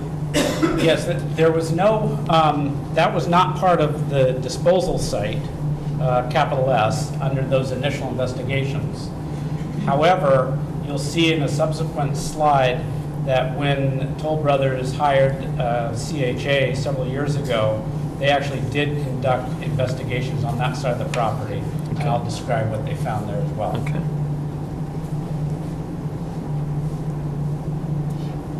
So even though the site had been closed regulatorily, when Toll Brothers considered its acquisition and started this process, they commissioned another environmental consulting firm, CHA, to essentially come in and double check what had been done by others, by previous property owners. CHA, not only did they review those initial reports, but they went out and did a full field investigation to confirm essentially what had been encountered and closed by previous consultants. They put in 26 soil borings, 14 test pits, 11 monitoring wells used for the sampling of groundwater, dozens of additional soil samples. So this Those site, are all new. I mean, that's they all did new. those. Okay. That's a summary of CHA's investigation. Is a very conservative approach to essentially reinvestigate that which had already been investigated and closed under the MCP. Looks like that was done in 2014. 2014 was when that was the CHA report, investigation right? was done. So what CHA encountered, and it's not shown very well in this figure, it's tough to see it, but they found contaminant concentrations essentially similar to what had already been encountered by the previous consultants in a number of locations. And I think one location is right here, they call it AOC 1. Forgive me for how it's not showing up here, but they identified 4 areas at the property where they encountered contaminants that were similar in concentration to what had been encountered and closed by the previous consultants. So were those all found inside the original site boundary? Except here, where they sampled on the opposite side of Hatherley Road, where they found lead and PAH concentrations in the vicinity of a building that had burned down. And they speculated, I think accurately, that those contaminant concentrations were associated with lead paint and ash, there was PAHs and lead, associated with that former building. CHA opined, and there is an exemption in the MCP, Massachusetts Contingency Plan, for those contaminants. If they're associated with lead paint that's applied to a house and wood ash, they're actually exempt from reporting and cleanup under the MCP, since essentially it would, many of us have lead painted homes and we might find lead in soil around our homes. The DEP decided that that was an onerous obligation and made it an exemption.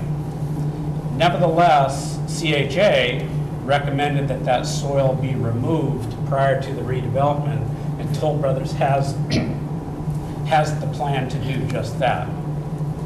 Now, one of the things that I've mentioned in the public meeting prior to this, when I talked solely about environmental conditions, was that when I provided my peer review and looked at the contaminant concentrations that have been encountered, and I mentioned that they were similar to what Williamson had used in their closure documents. The contaminant concentrations could have been left in place because they were similar to what had already been encountered and closed with that risk characterization.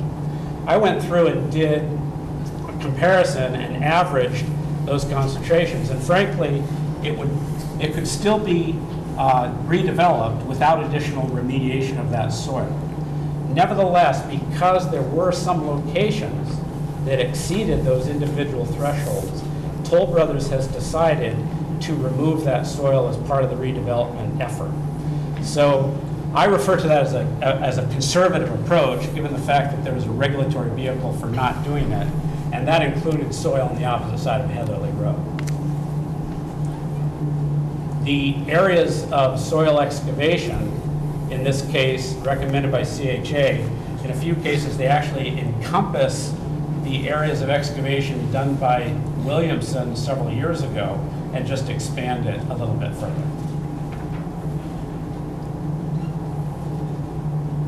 Well, in There's the case 4 of areas. AOC 1, it's a lot, right? Not a little bit. It is a lot, that's Yeah. right. The original excavation, I think, was only about 400 yards in that location, and CHA recommendation is over 2,000 yards, I think 2,500 yards. So essentially, what CHA has proposed is to remove every residual contaminant concentration associated with that white oil, individual locations that exceed the Method 1 residential standard, even though averaging is allowable. Just curious, where does it go? Like, is there a hazardous waste disposal site? There are a variety of locations where soil can go, contaminated soil. First option people prefer is where it can be treated.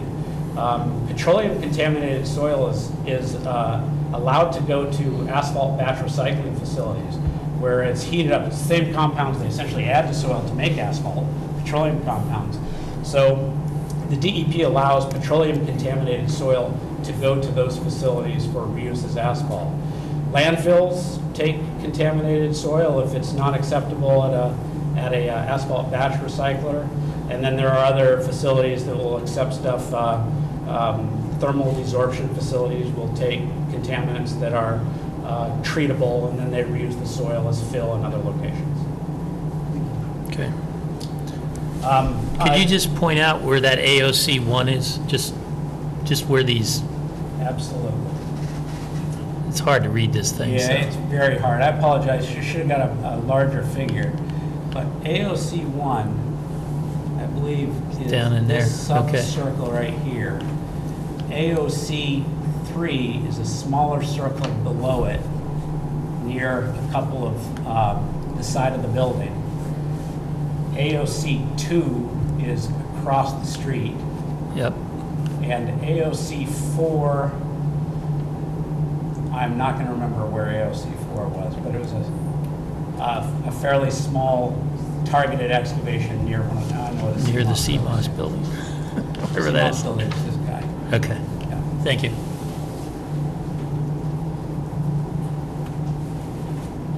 And I think that summarizes my description of environmental activities to take place, and I'm happy to answer any questions.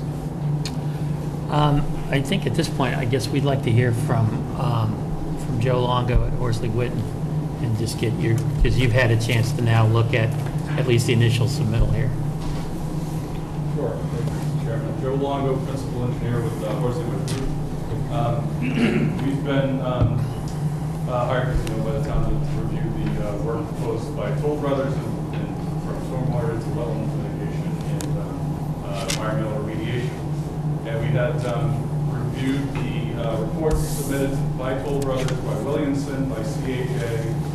Thoroughly, we looked through them and looked at how they were completed, when, what was sampled, what the contaminants were, and sort of where they were, as Mr. Ashen pointed out. We found these 4 areas of contamination that remain at the site.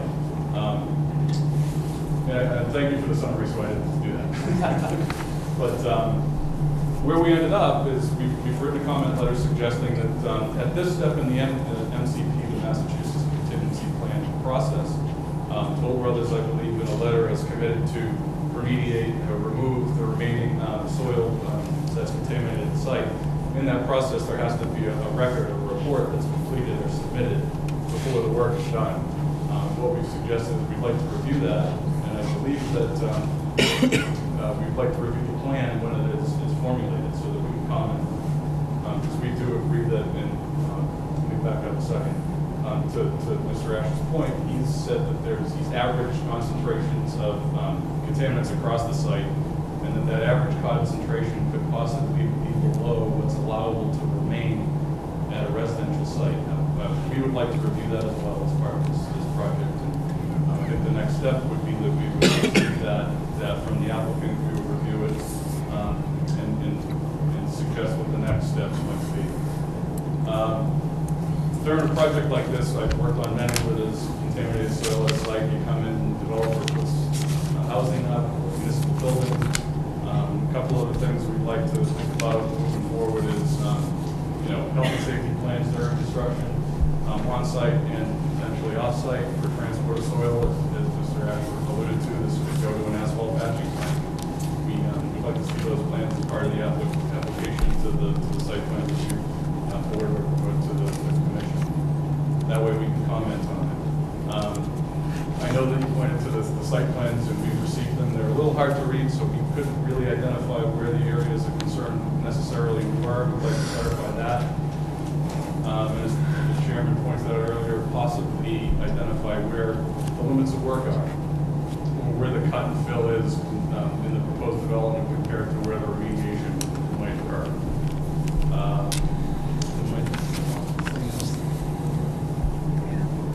And again, what happens with, I think there's a smoke stack or some sort of chimney out there that's remaining, how that would be taken down, how that would be abated during construction, when that would happen, and see just a plan, a schedule for those things.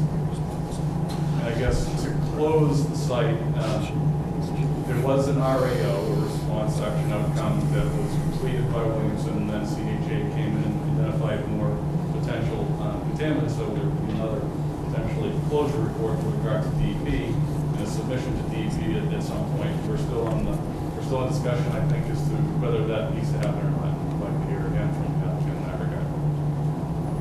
I think that's it. Great. Hope that wasn't too fast. Thank you, Joe. Questions? I just had a question. I think when we were doing the site walk, one of the things was the existing foundations and the bricks and some of the materials that are there, that would be ground up, if you want to, I don't know if that's the right word, but basically put into the soil or put into the site. Does there need to be any, like Joe said, after the fact, like after that's all graded, any kind of testing or? No. When we did the asbestos remediation for those buildings, we had a consultant come in and test every part of those buildings. The roofing material, they went inside, the pipe wrap material, you have the potential for asbestos to be in window glazing, linoleum floors. We tested for everything, and we hired a consultant to remove all that. We hired a third-party consultant to oversee it and write a report. So we have all that information. So anything that's left there is clean. All the brick and concrete is clean. The areas of concern, 1, 2, 3, and 4, are all material that's below grade.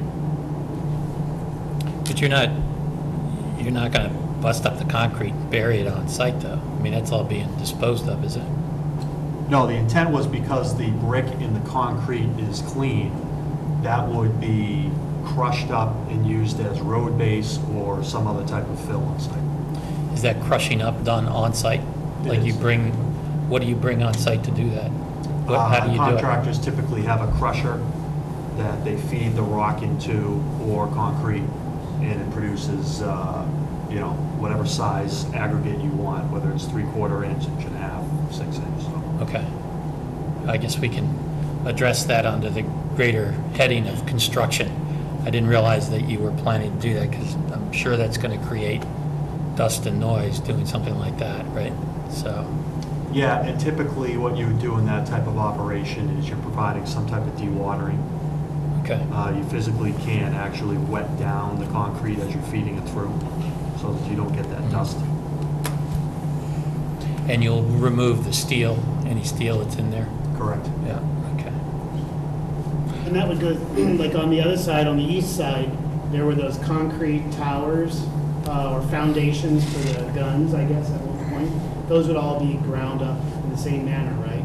Correct, yep, and the same thing, all of the existing roads on that opposite side are all concrete. Those would all be pulled up and crushed up as well.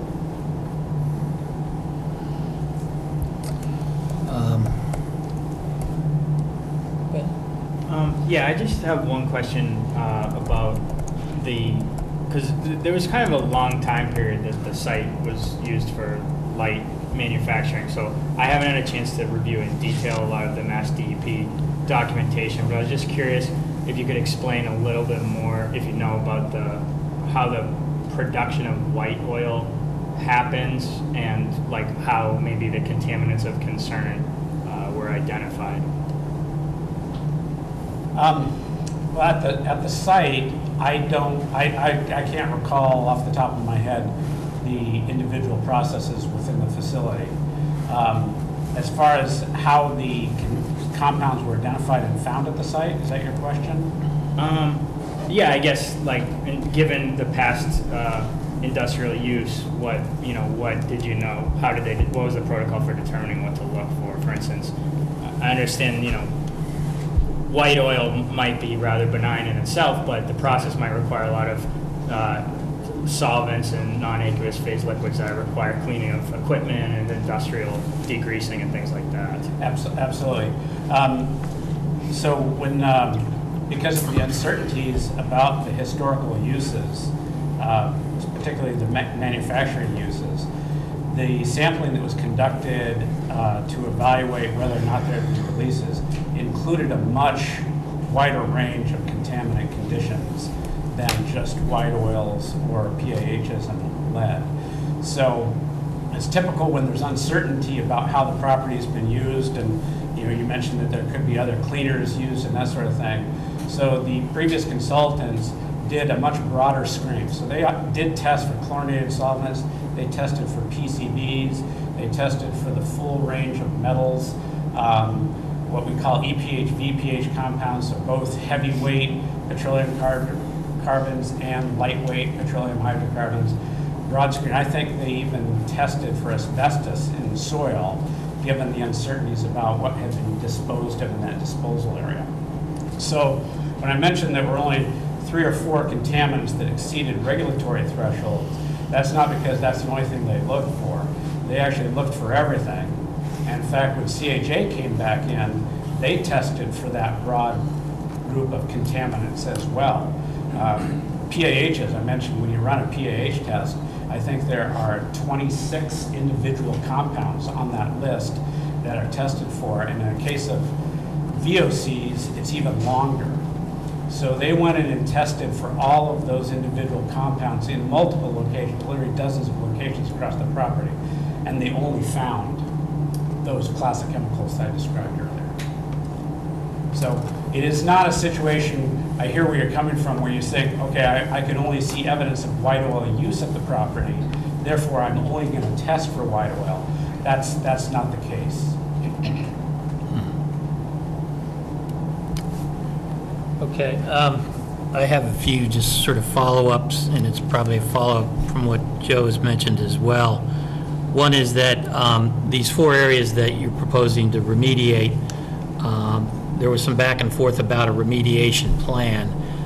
We are expecting to see a remediation plan as part of, as part of the review for the special permit. So it seemed like there was some confusion as to whether that was going to be before or after the special permit. So I'm assuming you're already sort of processing that. And that's correct. Toll Brothers has commissioned GEI to prepare that plan Mr. Longo referred to. Yep. It is all of the steps that are required for remediation work are prescribed in the MCP. This is something that would be done for any project of this type.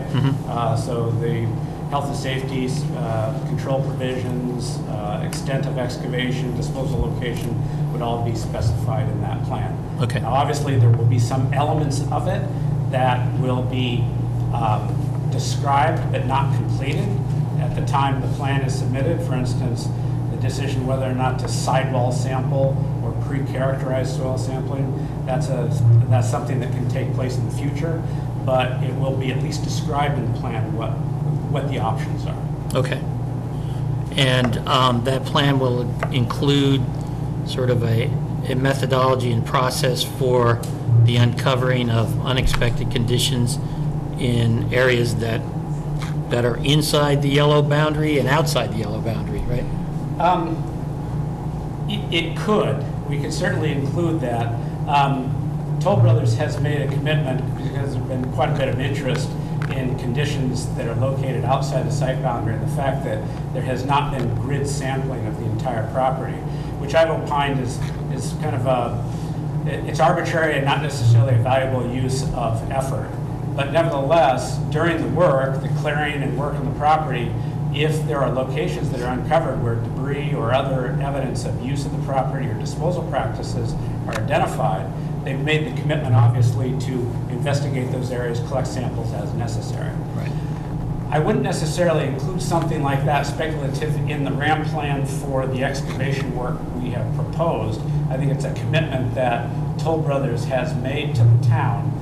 We can talk about where to include that and how to specify it for the town, but... Well, I would suggest such a methodology is necessary in a remediation plan. If you uncover something, you're not doing a grid anymore, you're completely wiping out the whole site, right? So if you uncover something, then there should be a methodology in place to address it. Yeah. And I would suggest that be in the remediation plan. That's reasonable. Yeah, okay. Let's see. I just had a couple, there were some questions raised about cancer rates. And I know this has been discussed at a previous, I think, Conservation Commission hearing as well. Can you speak to that at all? I cannot. I haven't done any evaluation of cancer rates in Scituate or the neighborhood of the site. Has anybody at Toll Brothers? Have you done any work with Public Health or Board of Health? You mean with Jennifer? Yes. I think you're trying to set up a meeting with Jennifer, aren't you? Yeah, Jennifer, we were going to set up a meeting, but there has been no discussion of studying cancer rates in Scituate as part of that. So. Well, I think questions have been raised as to whether there are sort of pockets of, sort of higher cancer rates in the particular area. And I think the last thing I heard, and Laura, correct me if I'm wrong, was that melanoma seemed to be the only one that had sort of had a abnormal rate, if you will, at least that anybody's presented, right? But it would seem to me to make sense to make sure we've sort of covered the bases on anybody in public health who looked at that, and we can get sort of at least an opinion as to whether there are any of these sort of clusters. And even on the melanoma thing, I don't know if we have a written opinion on it anywhere. Jim, But can I ask you a question? Yes, sir. The question is there a nexus between the site study that's been done and what we're talking about? Some of the contaminants that have been encountered at the property may be carcinogens. So PAHs are one of the reasons they're listed is that they are carcinogens. It is not typical. I have not done a cancer study in the vicinity of a disposal site. That there is not a typical thing to do like there. I have heard of public health officials doing evaluations of whether or not there are higher incidents of cancer within a town compared to state averages. I've seen those studies, but have not conducted one specifically for an individual location. Right, so you'll talk with the health agent. Absolutely, absolutely. I'd just like to make sure we cover that base because it's been raised a couple of times. And I would, if you're already in touch with Jennifer, then that would be the right place to go. If she doesn't raise it, I will ask her. Okay. One other question I had is you did 11 monitoring wells. Groundwater, anything in the groundwater, anything that we should know about?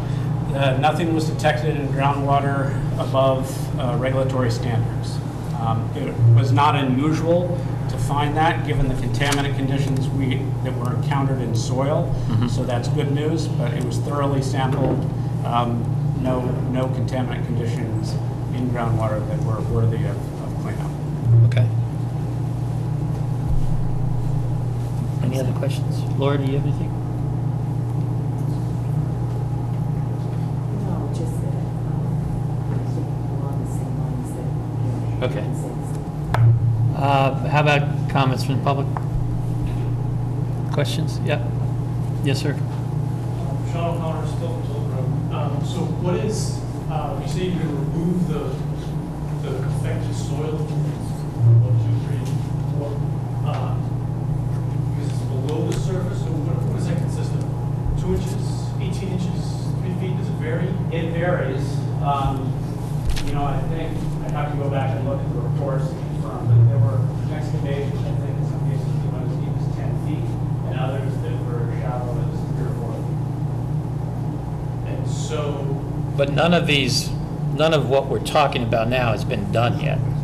The 4 areas we're talking about are what are proposed. They have not been remediated yet. So that's why we're asking for a plan to do that. so that may vary based, like, so if you've done 4 and 10 feet, is that sufficient? Or if you get a positive out of a 4 foot, should you go back and do a 10 foot? Absolutely. I referred to either sidewall sampling or pre-characterization sampling, and the 2 options for how you confirm how deep you have to dig. So CHA has developed a conceptual estimate of the limits of excavation. And what would be typical is to excavate those limits and then collect sidewall samples and bottom samples to make sure that you clean it up to the appropriate standard. And if you found something in those samples that was higher than the standard, you keep digging. Deeper and more. Deeper or wider, as the case would be. Another option I call pre-characterization sampling is a way to collect samples in soil borers at a greater density than what CHA had done in order to define the limits of excavation before you can start. Essentially, you're doing sidewall sampling in advance so that you can draw a tighter line around what needs to be excavated. And the advantage of that is that once the excavation process starts, you don't have to collect samples and wait for the results to come back while the excavation equipment is standing by. So there's an advantage in terms of schedule to that approach. But frankly, having discussed that with Toll Brothers about how that might fit in. Okay, during that excavation process for all of those areas, the stuff get kicked up. Literally, what gets in the air? You're digging and there's dust and there's everything else, and where does that go? The guys were here before you guys 10, 15 years ago, or people were all, stuff was in the air and schools in session and Wampatuck. Well, you know, one of the first rules of environmental cleanup is don't make it worse, obviously. So there are specific controls that would need to be taken to eliminate the possibility of creating dust, contaminated soil, tracking soil off the property. Those are the types of procedures that we would put in that remediation plan. And that would include dust control during the excavation work. You're spraying water on things, essentially. You create clean paths for truck traffic, so trucks aren't tracking across contaminated zones and going out in the street. You would create a clean corridor for the truck to back up onto. The contaminated soil is piled on into the truck, loaded in the truck. Wheel wash station to prevent soil that's inadvertently placed on the path from being tracked into the streets.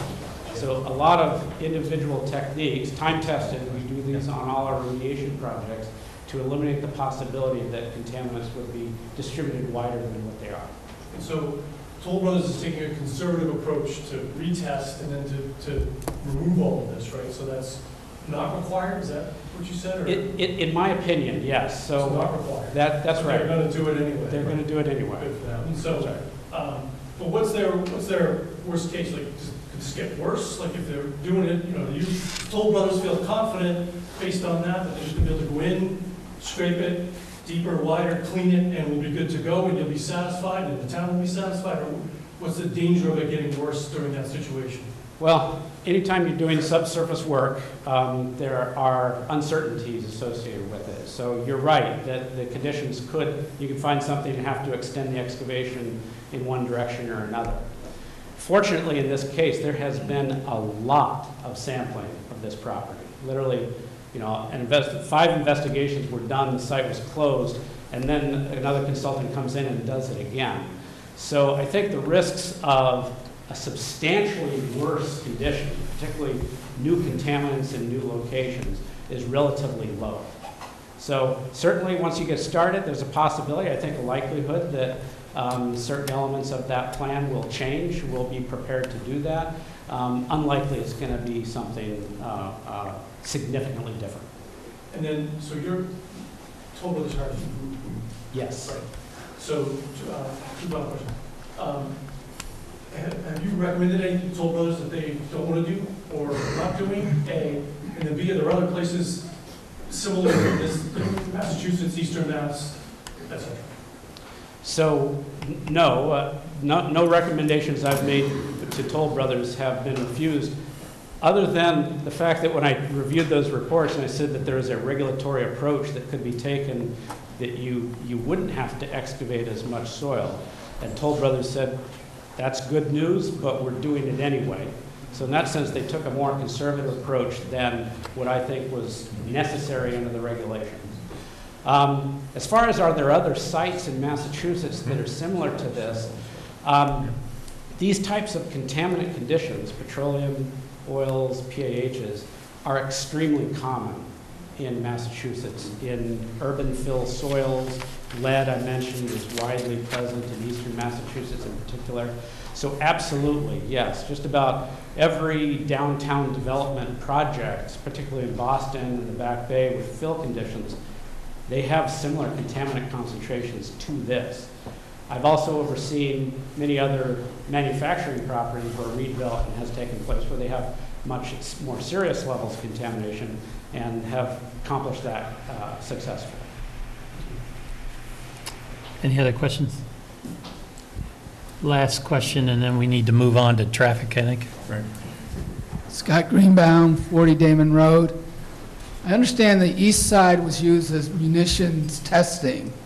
From what I understand, munitions prior to part of World War I and before had arsenic, lead, sulfurs, and those type of things in them, and they're having significant problems down in the Cape in their proving grounds down there where they located this stuff and it's gotten in the groundwater. Has the east side been tested for the munitions environmental issues that may exist from the test, from the proving process that they had there for about 2 years? So by the east side, you're I mean the side, yeah, on the other side of Hadley Road. on the opposite side of Hatherley Road. Right. So I'll have to go back and look at the CHA report. They did testing on the east side, and my recollection is that they did a full screen of contaminant conditions. They didn't just test for PAHs and lead over there, but collected samples for that full suite of contaminants that I described earlier. And PAHs and lead were the only things that they found above regulatory standards. When you do a metals analysis, you typically do what they call 8 priority metals, and that includes arsenic. So I'll confirm for you, but my understanding, my recollection is that all of those compounds were tested for on the opposite side of the road. Just want to make Thank sure you. that that site's clean. It's higher use. Thank you. Yes, sir. We have Erin Fredette. She's a traffic engineer, has a few slides. Absolutely. Yeah, again, for the record, Erin Fredette with McMahon Associates, traffic engineer on the project. I'll give a very brief overview, and then I'd be happy to answer any questions you have or turn it over to Mr. Dirk. So we completed a full traffic impact study earlier this year. Since that submission, it has been peer-reviewed by Vanass and Associates, and we are currently working through those comments, and I would expect to be coordinating with Mr. Dirk to address all the comments that he's noted. But to talk about the original study, we included 5 study area intersections plus the 2 proposed project site driveways along Hatherley Road and Tilden Road.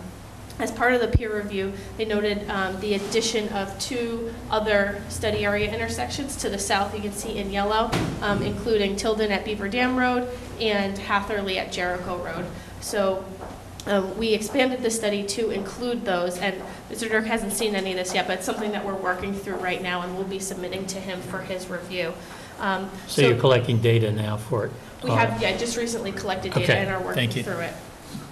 So we conducted peak hour traffic counts during the weekday morning, weekday afternoon peak hour at all of these locations to establish our existing conditions. We then project out 7 years, including general background growth that we coordinate with town staff and the Regional Planning Commission, and then we look at the project trips associated with the residential development. And so looking at those trips, we utilize the Institute of Transportation Engineers, which is industry standard. Once we estimate those trips, which in this case is about 74 trips during the weekday morning peak hour and about 64 trips during the weekday afternoon peak hour, we take those trips and we distribute them onto the study area roadways based on, in this case, we use journey to work data through the 2010 U.S. Census information, as well as some general distribution of adjacent traffic. We then take those trips, we distribute them on the roadways, and then we get our future, what we call build volumes, which is the future year with the proposed project in place. And these are incredibly tiny. And this is a quick overview of our capacity analysis. So under the existing no build and build conditions, we do capacity analysis to see how the roadways handle each of those scenarios. And long story short, between the no build and the build condition with the project in place, we see very little increase in delay at any of the study area intersections. As you can see here, all the way to the right is the build condition. We're summarizing some of the critical movements, and at Tilden and Beaver Dam Road, the overall level of service, and everything is shown to operate at level of service C or better, which for a developed area like this is what we would consider acceptable. And again, very little increase in delay at any of those approaches.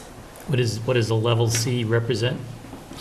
How does the layman think of that? Sure. So A to F. A is at an unsignalized intersection, I believe is, you might have to back me up, 10 seconds or less. Level of service B is 10 to 15. A level of service C is 15 to 25. D is 25 to 35. I think I messed it up, but F is 50 seconds or more. So level of service C. And you're waiting 50 seconds? That you're waiting, on okay. It's the average vehicle waiting okay. to either enter traffic, turn left or right, and so Thank on. you.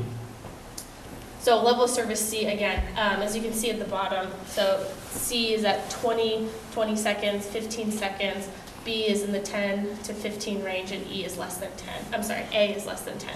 So very good operations overall, even with the proposed project in place. And then just as Mr. Bauer was referring to earlier, we did a quick trip generation comparison associated with the alternative single home development versus the proposed active senior residential development. And overall, the trip generation shows that the single family alternative would generate more trips during both the weekday morning and weekday afternoon peak hour than what we're projecting for the current proposal. So again, with that, I'd be happy to answer any questions or turn it over to Mr. Dirk. Why don't we turn it over to Mr. Dirk? Thing.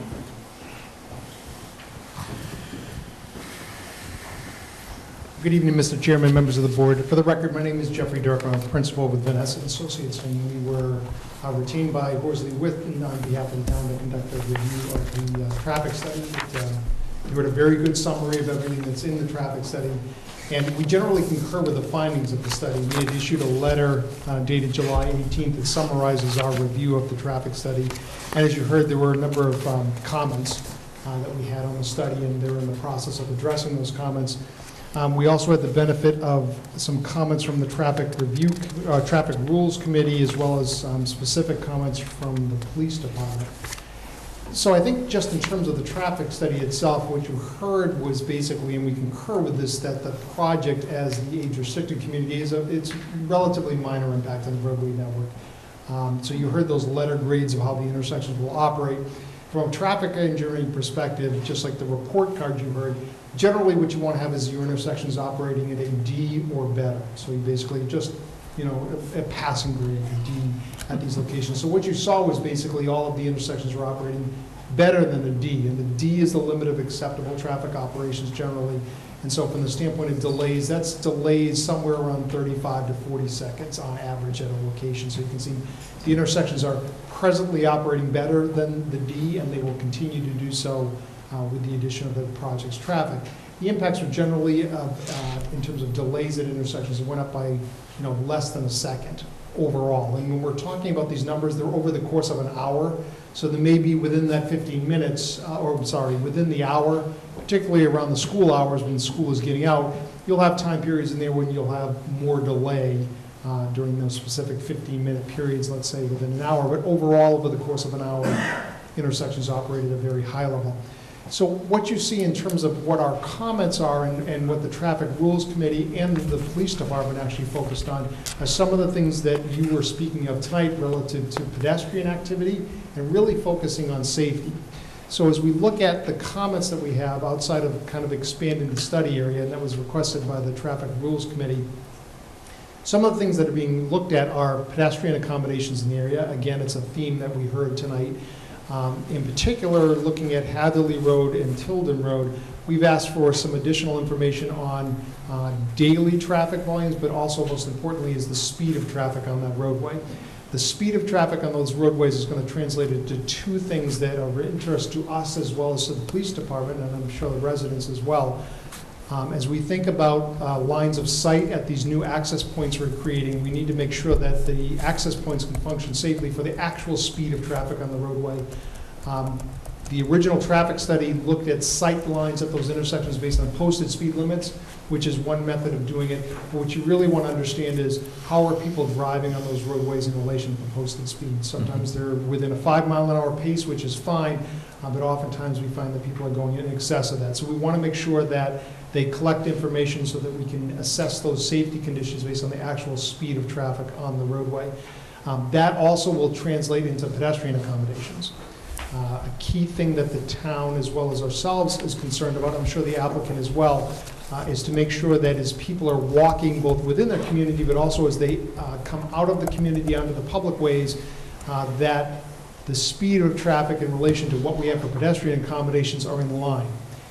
So what some of the concerns are is that as you're walking within the community, we've actually recommended that they have sidewalks along at least one side of each of the roadways within the site. And I think that is something I heard echoed here tonight from the committee. But also how the residents of this project will get over to the waterfront area, because we think it's a reality that there will be some crossings happening, especially because, as we understand it, the sidewalks are on the eastern side of some of these roadways. So if you're exiting out to Hatherley, you need to cross the roadway. So we've asked that the speed measurements be done so that we can also look at where are appropriate locations for these crossings to take place, and then to determine, based on an elderly community, what specific design features need to be in place to have those crossings happen in a safe manner. Some of the suggestions that the police department, I know, had requested, again, in a bigger discussion of mitigation, was looking at having radar speed signs. They had asked actually that 2 sets of speed signs be placed on each of the roadways. So that's one of the things that you will see in our recommendations.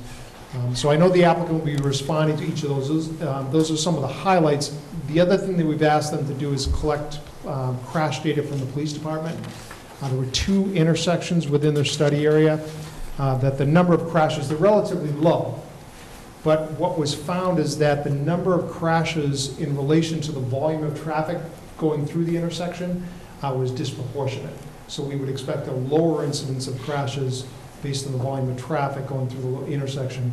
Again, not a large number of crashes, but we've asked them to go and collect data from the police department to see, is there actually something happening at these locations that they should focus in on looking at improvements. And then just lastly, we did not have the benefit of the site plans. We did our review. That is something we'd like to see. We provided some general recommendations to the applicant on things that they should be incorporating and reviewing in the site plans. Some of the things that I had seen here tonight in terms of the roadway network that they'll want to evaluate deal with some code issues, specifically fire code issues.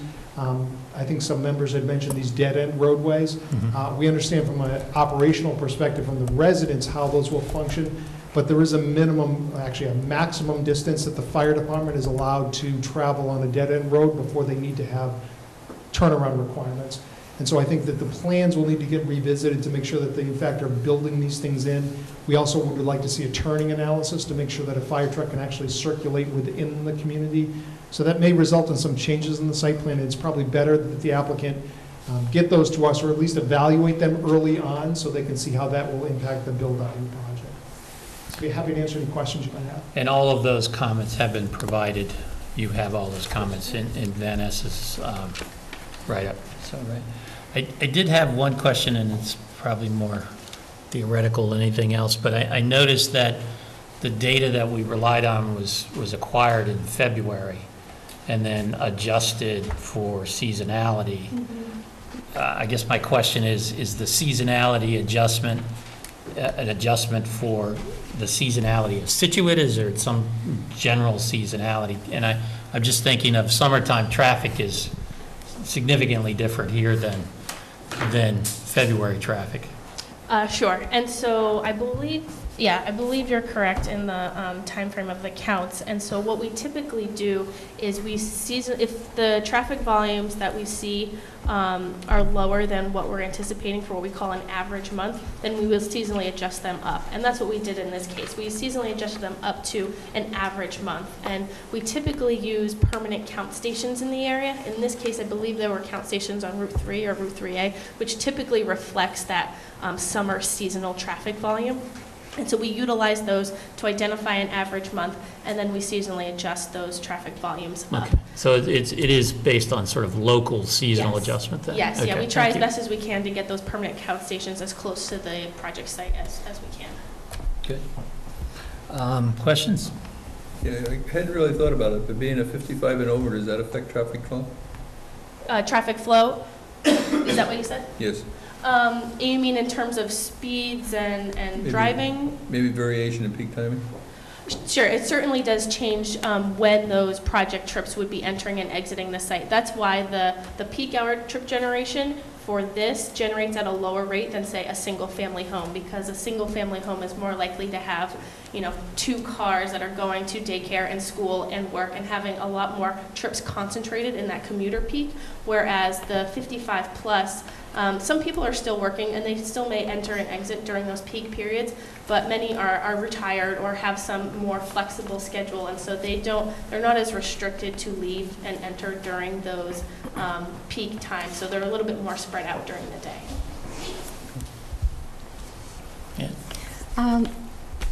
Along the same lines with fire trucks, with seniors, if that's the route we're going, you have the senior bus, and that's a fairly decent size thing. It should be able to turn around if it's servicing people in this community, so that they can, if they don't have a car, they are able to get to the senior center. Like the GATRA? Are you talking about? No, not GATRA. There are 2 or 3 senior buses that, Yeah, the council on aging has this. yes. I mean, my mother was picked up by one of them today. So, and they're fairly large. Sure. So in the comments that Mr. Dirk provided, he asked to see circulation of the fire truck as well as a single unit truck, which would encompass anything from a garbage truck to something like a small bus for senior citizens. So I would expect that we'll address that in his comments. Great. Ben? Richard? I don't have a question, but just more of a comment about the things that was concerning me inside the development were those dead ends and not the turnarounds. Because, I mean, some of those actually, when you go like toward the top of the site, which would be the far westerly northwest corner, that's a long distance, it seems like. If you go back. Yeah, the little... The outliers there? Exactly, right where you were posting. They won't be able to have those. Yeah. Those will have to change. They won't be able to have those. Okay. They won't meet the fire code. Because that's a long way, and then to have like a dead end there. Well, there is also the emergency access at this point. Right, but let's say you're just driving around one day and you're kind of interested in seeing these great new townhomes, and then you go down that way, and then you're like, okay, gee, now there's no way for me to get out. Those are going to be revised, Rich. Okay. So really, it was more of a comment about having an adequate turnaround, similar to the one that you provided on the lower right. Anything else? Laura, you got anything? No. No, okay, we'll open it up to the public. Yes, sir. Petrowski, 119 Hatherley Road. To your point earlier, the traffic control was looking at I think there's going to be a reduction of 30-mile-an-hour zones to 25 in Scituate. And Hatherley Road is 35. I would recommend that they do that across the board, because Hatherley Road right now is probably 45. And then I applaud the comment on the seasonality. Having lived on the top of 10th now for the last 4 years, a number of cars don't go up to the next corner. They go down 10th to the coast.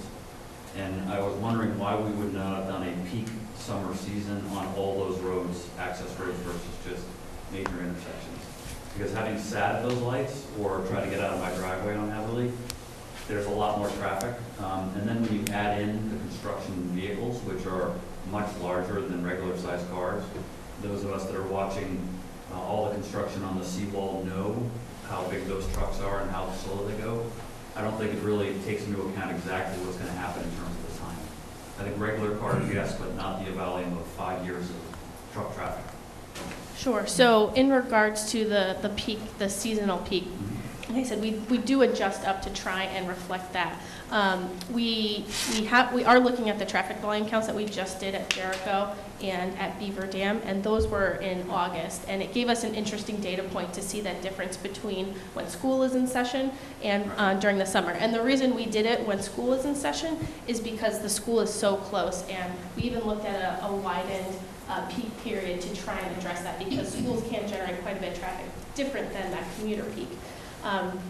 So what we found is that on Tilden Road, the traffic volumes were a little lower, and on Hatherley Road, they were a little bit higher. And so as part of our study, we did a balancing to try and create a more cohesive traffic volume set. So I guess, long story short, we do try to account for those seasonal adjustments. There will be times that it's worse than what we're reporting, but there will also be times that it's better. So we try to gather that conservative average situation. In terms of the construction vehicles, I would expect that Toll Brothers has a plan for that. In terms of volume, we wouldn't expect the volume to exceed what is going to be proposed. And so I don't know if a plan's been determined yet, but I'm sure that'll be addressed. Yeah, I mean, just seeing all the trucks bringing the rocks down now and trying to make corners on Gannett and Hatherley. Just on the top of 11th Street, they've cut through all the grass because they're not wide enough to make the turn. So I just think it needs to be looked at. Oh, interesting. And those roads are probably a little bit smaller. It's pretty ugly when... So they cut through when they come off of Hatherley down to the numbered streets? Hatherley, I can't imagine Tilden, as curvy as it is with those size trucks. They go down 11th, 10th, et cetera, and they can't make the turn on 11th. Yeah, they can't make the turn on 11th to go to the seawall, so I mean, it's just the road structure is not set up for that level of vehicle. And I think you guys will see that. Well, that's one of our future conversations is construction and your construction plan. So I would expect we would try to address truck traffic as part of that. Because this is a fairly long, if I remember 5 years. Your comments earlier, we're talking about 5 years, right? Well, we hope so. Construction? Yeah. I mean, you know, we're market driven. So it could be longer.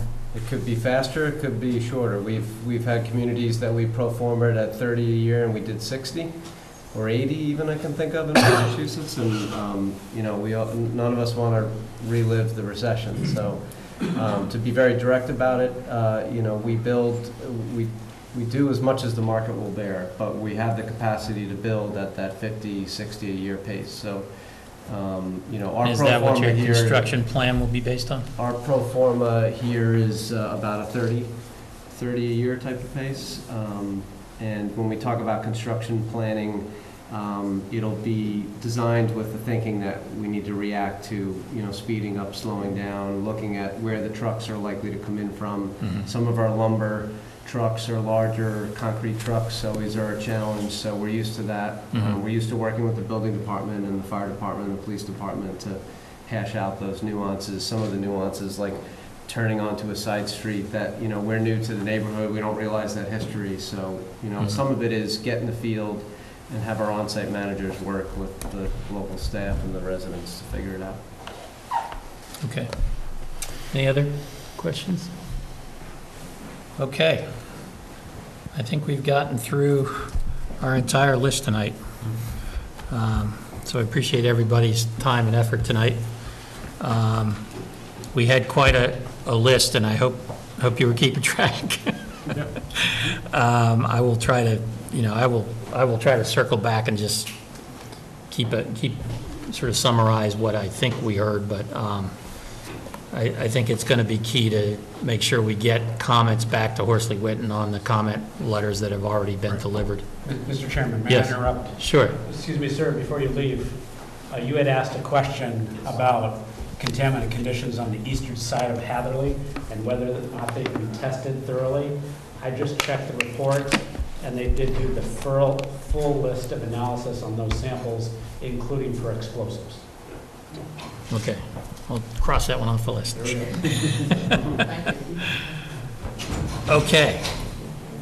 So we should probably set a plan for the next meeting. Yeah, so but before we do that, though, Yep. to answer, because I'm supposed to report back to the selectmen, because you may want to do it in this meeting, do you want to designate, well, number one, do you want to participate in this amenity discussion that the selectmen want? Yeah, absolutely. I do. Yeah, and so I don't know if you want to designate, it doesn't matter to us, but if you want to designate that, because I'm assuming that the selectmen will probably reach out to Yep. you folks, the end of the conservation.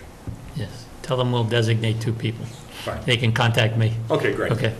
Done. And we'll talk about it. We'll figure out who's going to do it. Okay. We definitely would like to participate. in Okay, that. super. Okay. Okay.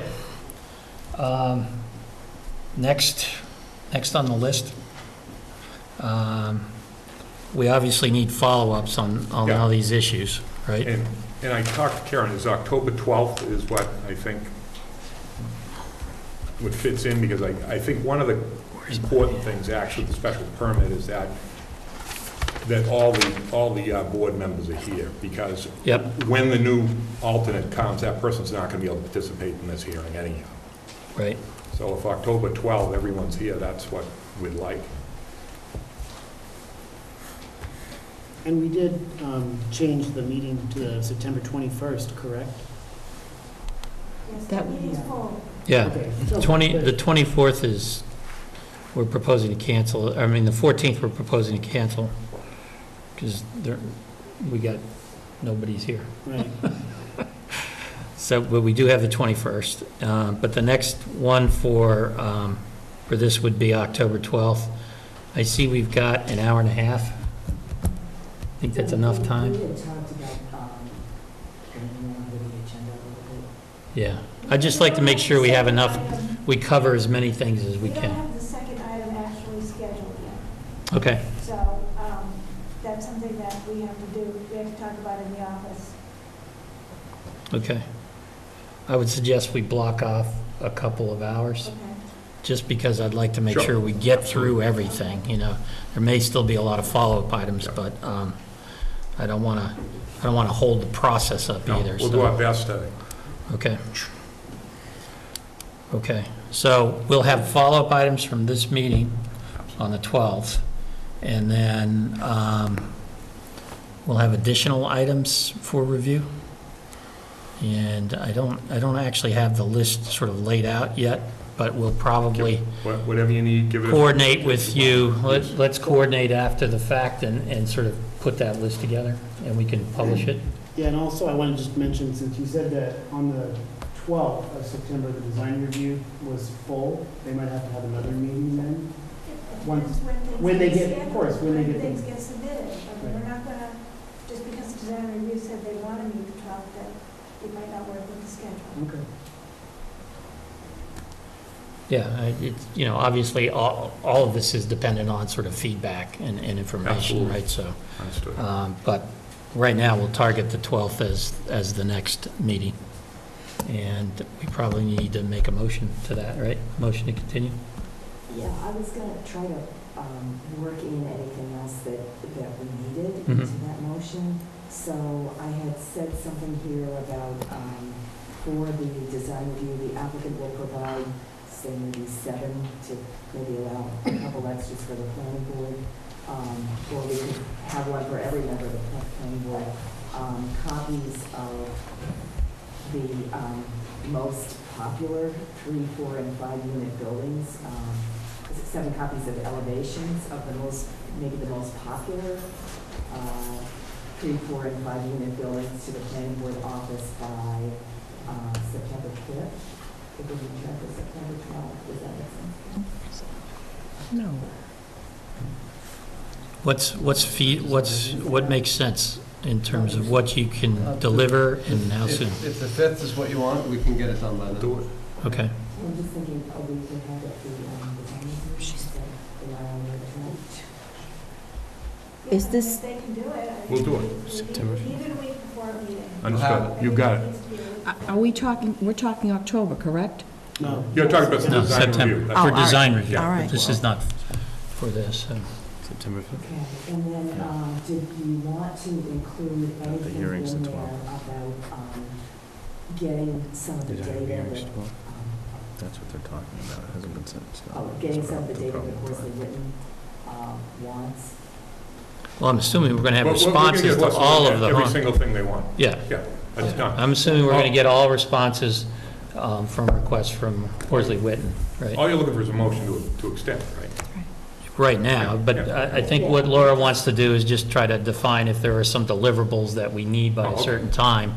Let's make sure we get them. Got it. Okay. I've been hearing from, from them that there are certain things that they needed to do the review that they felt like they didn't get, and I had asked him if he would stay and clarify, but he didn't want to do that. We'll make sure that that's taken care of, right? Terrific, okay, great. And the same thing on the traffic, I think there was a lot of traffic information that was at least 48-hour tests and things like that. We've already You've done. done We'll those? give it, we'll give it. Yeah. Fantastic. I sort of think of Van Ness as an extension of Horsley Witten, right? So, but obviously, they need response to their comments as well. Okay. Yeah. That was just another thing that piece of feedback that I got back, so I just messaged. Okay, great, so I've just got one additional sentence, it's a little bit gnarly, sorry about that. Just listen on this. Yeah. I move to accept the applicant's request to continue the public hearing for the residential cluster special permit for Seaside at Scituate by Toll Massachusetts Land 3 Limited Partnership, CO Toll Brothers Incorporated, off of Hatherley and Tilden Roads until October 12, 2017 at 7 p.m. and continue the time for action to file decision with the town clerk until December 22nd, 2017. The applicant will provide 7 copies of the most used 3, 4, and 5 unit buildings to the planning board office by September 5th for review, discussion, and recommendations by the design review committee. I think the word, I can say the word elevations. Oh, It's just in there somewhere. Gotcha. Copies of Yeah. elevations. Copies of elevations of the most. Just the one thing we would like to do, the date for filing decision, let's leave it at November 30th, and after the next meeting, we'll give an appropriate extension until whatever the board needs. That's the intention of that, but I don't want to extend this to Christmas Eve. In other words, if it may well turn out that at the next meeting, I'm just trying to gauge, well, whenever you close the meeting, you have more than ample time to hold meetings, close it, and do all that, but I'm just a little reticent to, without any rationale, to kick things out a couple months beyond that. It's okay with me. So you already have November 30th We'll now? have a chance on October. Yeah, in October, we'll extend it from there, that's all. So just the same vote, just November 30th. It's okay with everybody? That's looking like a good date that you're thinking about. November 30th? Yeah, just so we can. Yeah, October 12th, November 30th, fine, that's all. I second the motion as amended. All those in favor? Aye. Okay. Thank you. Thank you for your time tonight. Yeah, thanks for all your hard work and listening to us. We appreciate it. Well, we're still here for Form A. I know. I know. I'm just saying, Do you want me to sign I that? appreciate all the work that's been done. Thank you.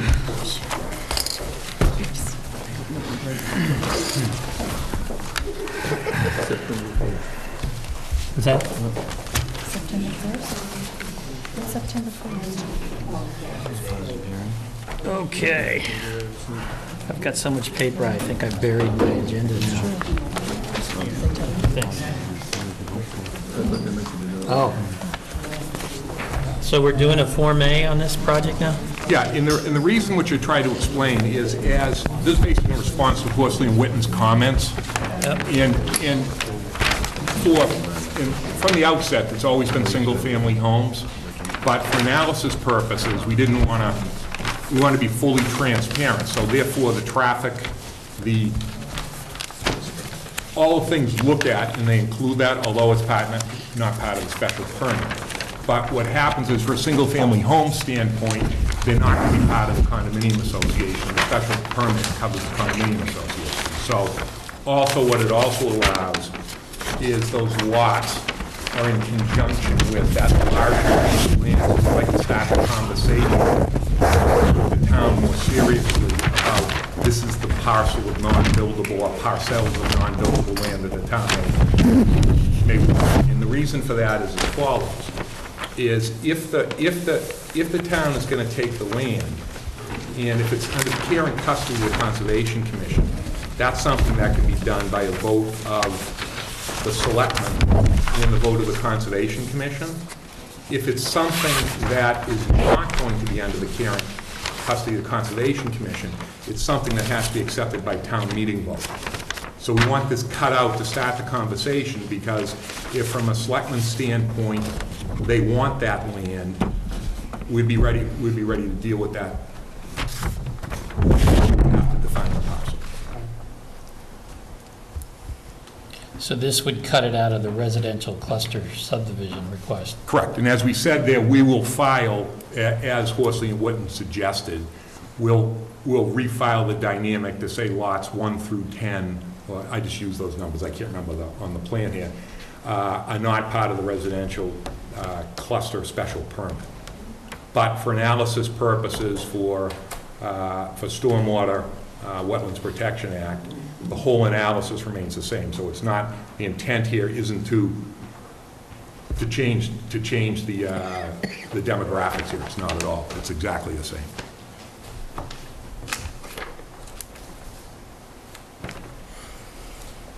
Laura, did you have any comments on it? No. Okay. All the lots have frontage on Catholic Road, which is a public way. So They're all as of right frontage, right? Okay. Any questions? No. Richard? Ben? Makes sense. So this means So- they can't use the swimming pool, is that correct? Oh, you can. As long as you buy a house. Well, you get a pickleball court. So what happens on the west side of Hadley Road? Is that to become a new lot? Yeah, because on the west side of Hadley, I think on Longley Road, there's a one lot on the west side where the Longley Road is. Oh, is that a single-family house? Yes, it is. The one that's shown up there in the light green? Yeah, you got it. And the frontage is on Longley then? Right. Yeah, because there's houses behind it.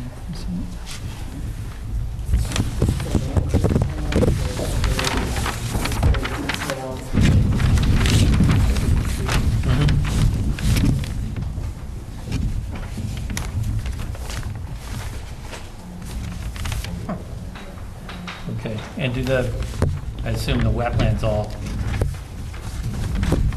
they all sort of match with what the current delineation, this is the current delineation? Is that right? Yeah, there's nowhere at. Okay. Any other questions? I I just have a hard time, I guess, wrapping my head around if we're removing this from the special permit application. A lot of this analysis, you know, like how do we, now everything's been lumped together. I know that was by design, but, you know, for instance, if you're making the case for the RC special permit based off the tax revenue, you know, this is a separate, now, in my view, these are separate single-family developments and aren't part of that, so, I mean, I know It's a negligible issue anyhow, because to be candid with you, if you wanted us to revise the statistics and do it, they're much more favorable to us. If you want to remove that, you want to remove the school children, I mean, that's the whole thing on a transparency standpoint. If you look at the number of housing units here, the number of housing units here is like 7% or something like that. But on our impact studies, in other words, there's something that might potentially be detrimental, such as, like, you look at our traffic study. Our traffic study, those are the things that generate the most traffic at the most peak hours. And so from that standpoint, but what's going to happen is, just as Horsley Witten said, we'll revise the percentages, in other words, of open space and all this stuff, but it has a very negligible effect. But on the other thing, we don't want to be subject to criticism, which would be forthcoming from, very much so, as to say, to cherry pick this thing and say, well, wait a minute, you're not telling us about the single-family houses and what the impact of those are. So that's why we're showing the full situation. These are probably going to be the ones with the kids because of... Oh, no, I have. Yeah. Yeah. But you'll have to modify the residential cluster analysis to now be specific to Yeah, and that's what Horsley Witten said, and we'll do that straight away. And as I said in my cover letter, when we file that, as soon as this, I didn't want to be presumptuous and file that in advance. I need the plan endorsed. Right, I guess also I'm thinking like procedures, so if next meeting we have a big discussion about construction procedures and practices, are these procedures not gonna now apply to these development of these separate single-family lots as developed? It's a good question, because we really would want to know. I'm presuming you're going to build out the whole thing together. Yeah. And if you're going to do it, then we'll want to know what the impacts are. We'll show you what the impacts on, and what the construction sequencing is on the house and how they go about that also, yes. Can I say it a different way as the builder, that when we came upon the property, the advice we got was that, look, you have 10 by right lots, A&R lots, you can go do it now and start building houses tomorrow. And it's just not our model. We want to come to this thing as one builder, one development, and go through a process with you so that you understand the big picture, and we don't want to start anything until you're okay with the big picture. So that's how we started where we were, and it was Horsley Witten's comment that said, well, you know, you have a special permit, and this really isn't part of it, we'd like you to take it out. So we're just trying to get that right, but we're certainly comfortable with any guidance, whether it's mentioned in the special permit, or if it's outside the special permit. You know. Well, I think we would want to look at the evaluation of the whole build-out, right? Because, you know, if you started building houses today and then we started looking at this, we would say, well, what's the impact of both of those activities going on at the same time, right? What's the traffic impact? What are all those impacts? So I think we still want to try to draw a circle around the whole thing. Absolutely. Right? Yeah. That's the way we look at it. And that's the whole well. point, is we'll continue to look at this in the same manner. Okay, I have a question. Yes. I'm a little confused that you're building 10 houses, but you've got 2 on one side of 6th, and then a corner lot on 6th and Hatherley, another one on 6th? There's 7 along Hadley, 2 along 6th, and 1 on Longwood. No, there's more than that. I count 11. Is there 11 there? Yeah. The one on Langley? 10. 1, 2, 3, 4, 5, 6, 7, 8, 9, 10, 11. Yeah, 10 on this side and 1 on the other side. 927 can't be built upon. Excuse me? What's that? Lot 927 is not buildable. I think it's labeled that way, Richard, isn't it? Yeah. It has no frontage? Yeah. Yes, Well, it there's a lot does. of wetlands on it. All right. But you Oh, are it's- formatting it. Yeah, but it's labeled as non-buildable land. Okay, well, it doesn't, we can Form A whatever, as long as it is frontage and area regardless of. Right. Because it Mhm. doesn't mean it meets zoning. Correct. So, all right, I just was a little confused. But So it's again, really 9 on this side and 1 on the other Right, side? Okay. even what you've Gotcha. shown there, potentially, and I'm going to put that in air quotes, potentially, 927 and 926 could be sold to the town, right? Both? Let's not go down that road right now. Yeah, and plus, the other thing, just to get rid of the terminology, we're not gonna sell anything, we're gonna give it. Well, okay, I'm sorry. Yeah, that was error You in didn't ask me my for wording. that. Well, other than, Okay. All right. as long as Dave can use it as, during the summer for a beach was fine. Okay, do we have a motion? Move to approve. And I'll second it. It's done. I move to endorse as approval not required a plan of land, Land Court Case 8707B, prepared for Toll Brothers Incorporated in Scituate, Massachusetts, prepared by ESE Consultants, Sean L. Crawford, professional land surveyor, dated August 14th, 2017, sheet 1 of 2 and sheet 2 of 2, as the division of land is not a subdivision, because every lot as shown on the plan has frontage of at least the distance presently required on Hadley Road, Longwood Road, or 6th Avenue, or is labeled as not a buildable lot. I second. All those in favor? Aye. One other matter, if I could just mention it, Karen was kind enough to, Oh, it's too late, we voted. no, I don't mean that. No, it was kind enough to alert us that on the Horsley Witten contract, that once it exceeds 50,000, it goes before the selectmen, Yeah. which is, obviously, we're all in favor of, but when you go to the selectmen, we just don't want any disruption in funding the Horsley Witness. When we go to the selectmen, if you'd like one of us to be present or to bring a letter or something just to support you, we'd be happy to do that. Okay, I appreciate that. We're trying to be as efficient as we can here, but Greatly appreciate it. it's a lot of data. Understood.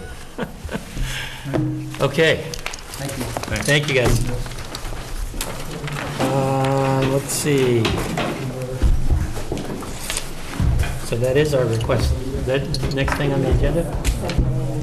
Yeah.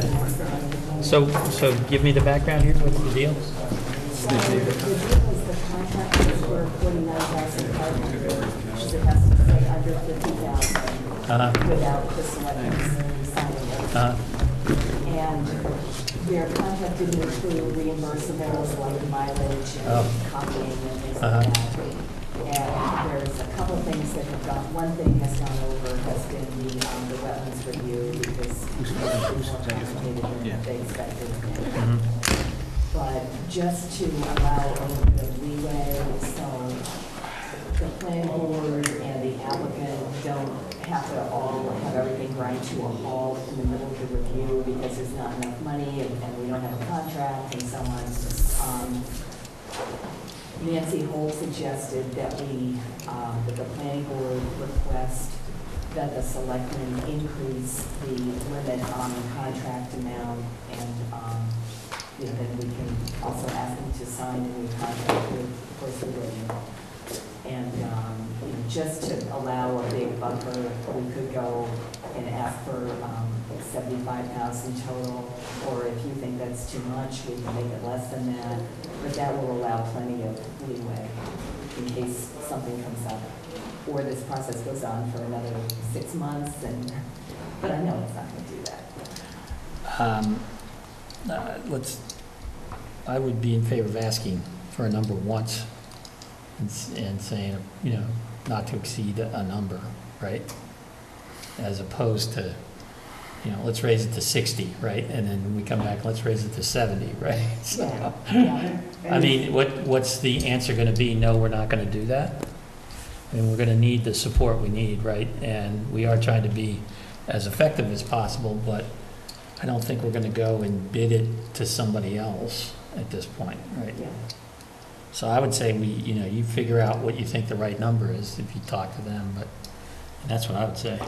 Makes sense. 75 sounds like a right number, but We came up with 75. okay. And it's only this specific case, right? Yeah, it's only for this. You're not doing it like globally.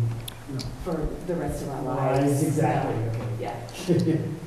So, we don't have a motion written out on that, but does anyone want to make one? I think if you. So moved. Second. All those in favor?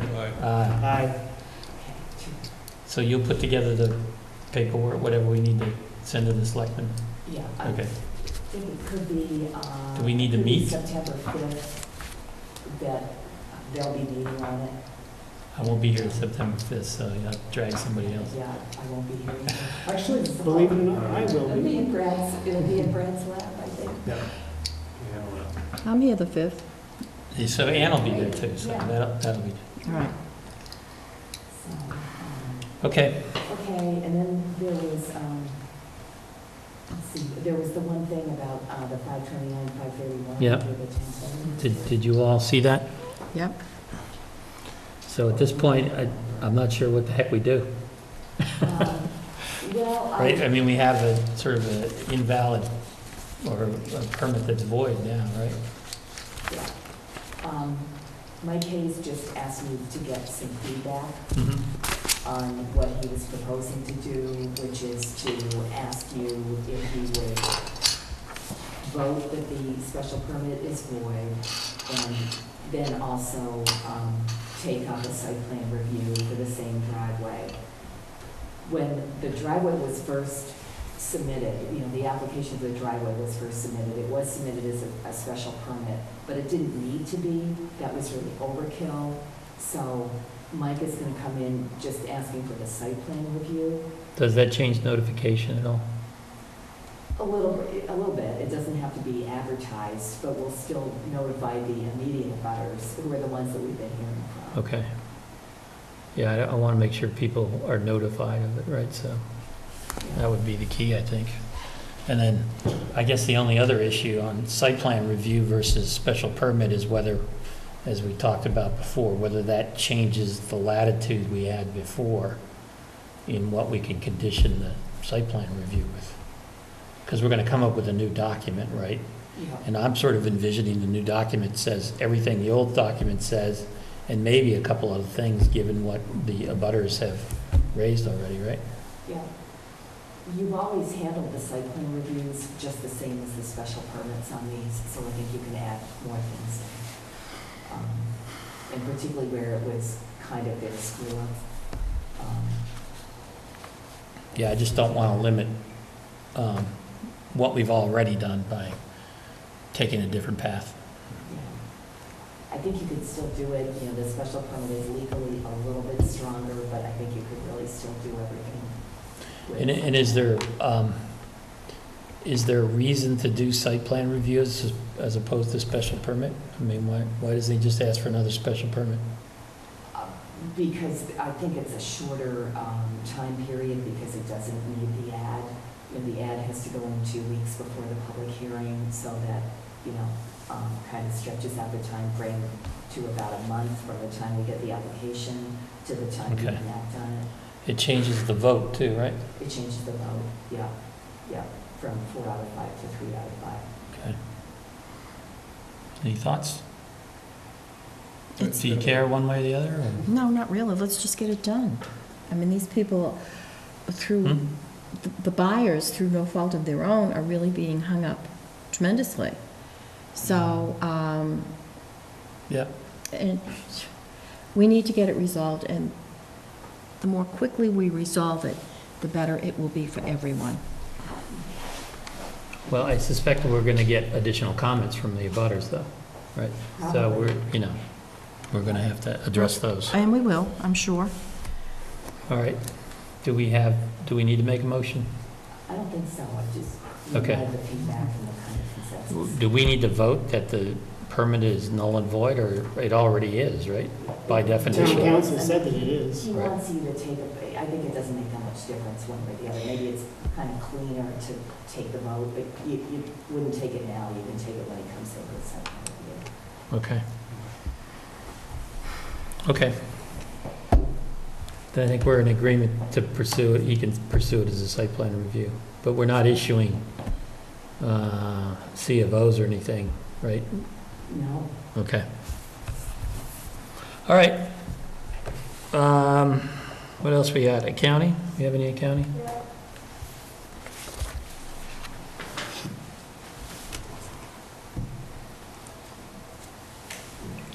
Mr. Accountant?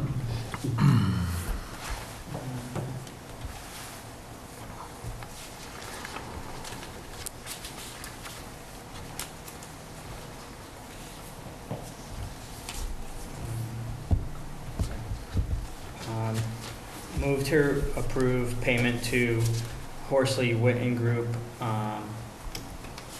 for the amount of $17,102.50 for the invoice on August 21st, 2017.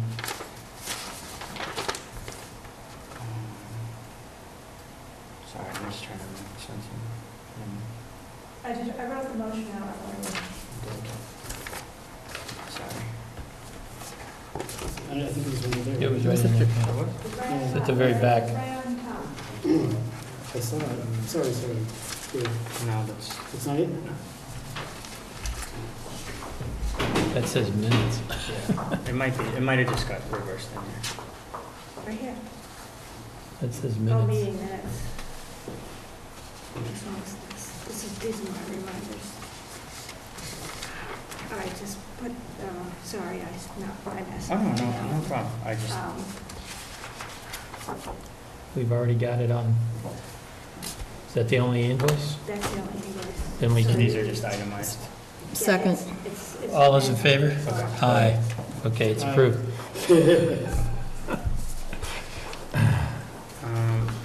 And Minutes? That's only accounting.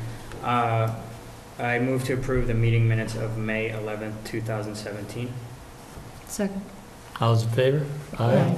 I'm not voting because I wasn't at that meeting. Okay. One abstention. Neil. Liaison reports? EDC will meet again on the 13th of September, and there were 5 applicants for 3 positions Tuesday night, and boy, they were all amazing. So For the select, positions for what? we have 3 vacancies on Really? EDC, and 3 I believe there were 5. All of them would be terrific members, all of them. Fantastic. So that was, actually, it was rather exciting. It was. And then as far as the community preservation, we meet again next month. We'll be going, there was an issue with the Maxwell property because there were, raise your hand if you're surprised. There were 2 parcels, and the way the motion went through town meeting in April, both were put together in one article. And unfortunately, for Maxwell, one of those 2 parcels is, they cannot get clear title on it, and in order for the town to purchase it, the title has to be cleared. And this particular... They got to get both of them in order to buy. Right, so what Yeah. the proposal, and it has to come from Maxwell, is they have to come in and we have to void that article, and then they have to resubmit for the parcel that they have title on, and that possibly will be done at the upcoming special town meeting. And then the other parcel, they're on their own in terms of trying to getting clear title to it. Also, that parcel is both in Scituate and in Cohasset. So that's what's going on there. Plus, there'll be an article about parking, signage, and what have you for for all of those parcels that nobody can seem to get to because there is no parking. And there are actually people now that are out cutting trails and so on. So that's what they're up to. The other thing they're going to do is rescind $350,000 and then put it back in again, because it turns out that something was more expensive than they thought that it would be. but in reality, it's not so bad. So that's what's going on there. I see they're working on the cupola for Yeah. Oh, Central Park. too. Right. What are they doing with the dog park? God Anything happening knows. there? I have no idea. What about the baseball field? I don't know about that. Nobody said boo about Nobody's that. done anything And there. the playground is moving forward. I saw they're in construction. up They're there, yeah. they're in construction, and they have this zip line, and I know I was not necessarily in favor of this zip line, and you take a look at that, that thing is way off the ground. Well, I also noticed just looking, the waves of the fence. Yeah? That they were much higher than I expected. I don't know if that was. The fence was? The fence that has this like kind of undulating. Oh, really? Yeah, it was supposed to look like a wave. Oh, please, a wave. We Well, have a lot that's- of waves. I'm using their terminology, All right. okay? It's not me. All right.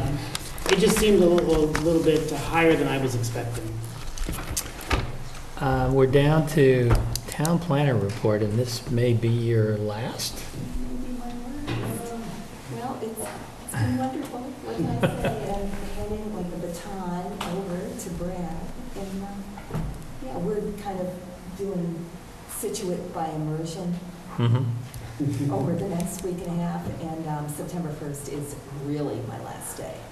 So, Okay, great. ciao, sayonara. Any last words for us? No? Well, it's great to know that you know that, and just keep doing what you're doing. I think you're a great board right now, and I really miss working with you. Well, it's certainly been our pleasure working with you, and we wish you all the best, right? And I hope you're planning to go sit in the sun for a while and drink Mai Tais or pina coladas or whatever it is, you know? Absolutely, on the back porch. Well, I think I'm like getting over my fear of terrorist incidents. Oh, stop. I just have one question. Yes. Did you ever call town council about Ann Vinyl? Yes, We did. we did. And, Oh, we should have mentioned that. yeah. I think we're still waiting for the write-up. We're waiting for a written document from Brandon, right, on Ann Vinyl? Right, Right. I need to ask Tricia for like the formal permission for that, which, Yeah. you know, I will. Well, maybe Brad could do that at this point, but we need it. But I mean, his conclusion was that, it has to be sort of as of right. He can't rely on a special permit because a special permit is a special permit. Right. So his conclusion was that sort of our gut reaction to it was that, you can't approve 50-foot lots that aren't approved yet, right? They could go get a special permit and they could do it, right? Which sort of defeats the purpose of the bylaw. Right. And so, we sort of have to think about that in terms of a policy approach, right? It sort of balances out. If what you're doing is sort of setting it up so that, they could do a 14-lot flexible open space plan or a 16-lot conventional, then the question is, what is sort of our public policy? What are we trying to really accomplish here with a flexible open space plan, right? Preserve more open space and, all of that.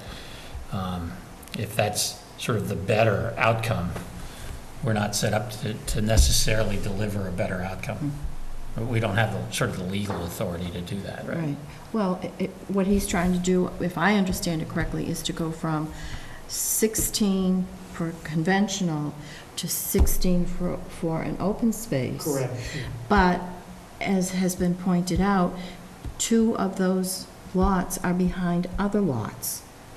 And when asked if he doesn't Well, get... it doesn't have anything to do with behind. It's 50-foot lots, right? And he's counted them as of right, and they're not as of right, right? So he can redesign it to have 100-foot lots, right? And if he can only get 14 in, then that's the maximum for the flexible open space, so, right? but then he turned around and said that he would go back to the conventional.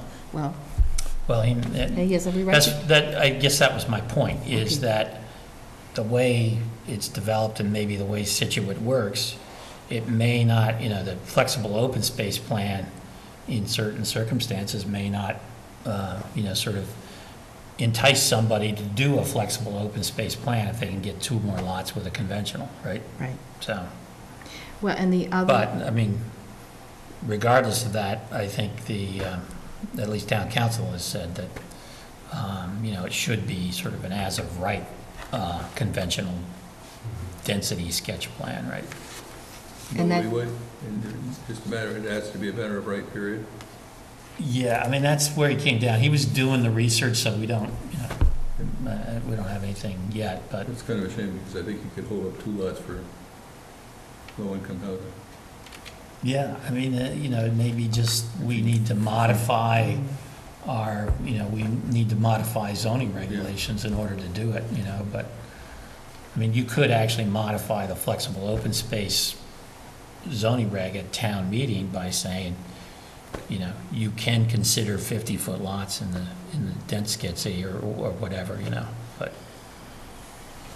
And his other, I don't know if you all picked up on it, Bill said as we were continuing the public hearing, that he was going to approach the selectmen about tying into town sewer. Did you pick up on that? No. I did. Town sewer for? Ann Vinyl? For Ann Vinyl, because the Hadley School is on sewer. Mm-hmm. And it wouldn't take much and he said something about, that obviously they would pay for it. Yeah, but that's the pipe. I know. This doesn't have anything to do with capacity, right? Well, but it isn't that was, up to the selectmen if they? well, Well, I think we still have the obligation to look at infrastructure as part of the subdivision Yeah. plan, right? and a traffic too, because it's right next to the school. Yeah. But nobody heard him say that? No, I didn't. I think I heard him say that, I don't remember if I heard him say that or not, but we got an email from Will Branton, who's the sewer supervisor, saying basically that the DPW wants them to connect to sewer. Really? Or not, I'm sorry, I'm overstating this, that they should make provisions for possibly connecting in the future. That they should keep track of where all the lines, with the common system, whose line is where, and just make sure they understand it all so they can unhook them and hook people up to sewer at some later point in time. I'll forward that to everybody. I thought I heard it was done that, but I'm No. not sure what to do. Wasn't it also partly because of the Dolan well field and potential Yeah. expansion, and you want the point source of nitrogen loading and something? Well, I think it's within the, maybe within the zone of contribution, but it seems like it's about a half a mile away. I mean, it's. But that's at the I end do of remember Ann him Vinyl. saying that. Yeah, and he did say that. He did say that. That will be in. When did he say that? He said it. He did say it. He did say it. At the Yes, he hearing? did. Yes, he did. Oh. He did. He Didn't said know it. that. Guess that wasn't on my radar screen. Well, Well, in general, I mean, I think it's actually a better option if we have the infrastructure for it, right? I think it's a better option to have sewer rather than septic in general. I agree, but the other option, the well, other I guess issue it- I guess here it is, depends, right? All that water goes where? What do you mean to the, It goes out to the brook, right? Herring Brook, yeah? right? And If they it's in had a septic system, it goes to the groundwater. and those soils up there are horrible. But, But, that's why septic systems actually, that's how they function, right? They Recharge. groundwater, right? Whereas if you sewer it all and run it out to wastewater treatment plant, all you do is dump it out into the river, right? So, I mean, from a water conservation point of view, it doesn't necessarily make sense, but from other points of view, it may, right? So, but the other issue too is, we're looking at hooking in the 152 units for Toll Brothers. And then you want to add possibly, potentially, 14 to 16 units at 90 Ann Vinyl. In terms of our capacity, both sewer and water, but where does that leave places like North Scituate, who desperately need sewer? same place. Without it. In this email, he talks about connecting North Situate, so. We'll see what, interesting. right, okay, all right, thank you. All right, I will entertain a second to Bill's motion. Wait, one quick, just a question. It can be done quickly. there was the email that came out from the town about the Ellis property. Yeah. Can someone summarize that quickly, like, just like it's over with? No, not really. Okay, if it's okay, then don't worry about it. Yeah, well, no, let's not discuss, ugh. Okay, do Did I you, see in the notes that the withdrawal permit was increased? What? Didn't I see the notes on the Toll Brothers that Laura put out? Oh, the one from the water department. Yeah. It said there, it said the withdrawal permit was increased. A water withdrawal permit? I don't didn't think get so. that. I got that they could provide water and still be under the water. It's in the first permit, sentence. Unless I Yep. missed something. it was raised from 1.73 million gallons per day to 1.75 million gallons per day. I think that was a long time ago. That doesn't sound like the right numbers. I thought it was 1.97. Well, I wasn't sure. All I saw was it was an Oh. increase. Well, we should be able to get a copy of the permit, and then we should know. Oh, well, okay. Okay. I second Bill's motion. All those in favor? Aye. We're adjourned. Thank you, thank you, thank you.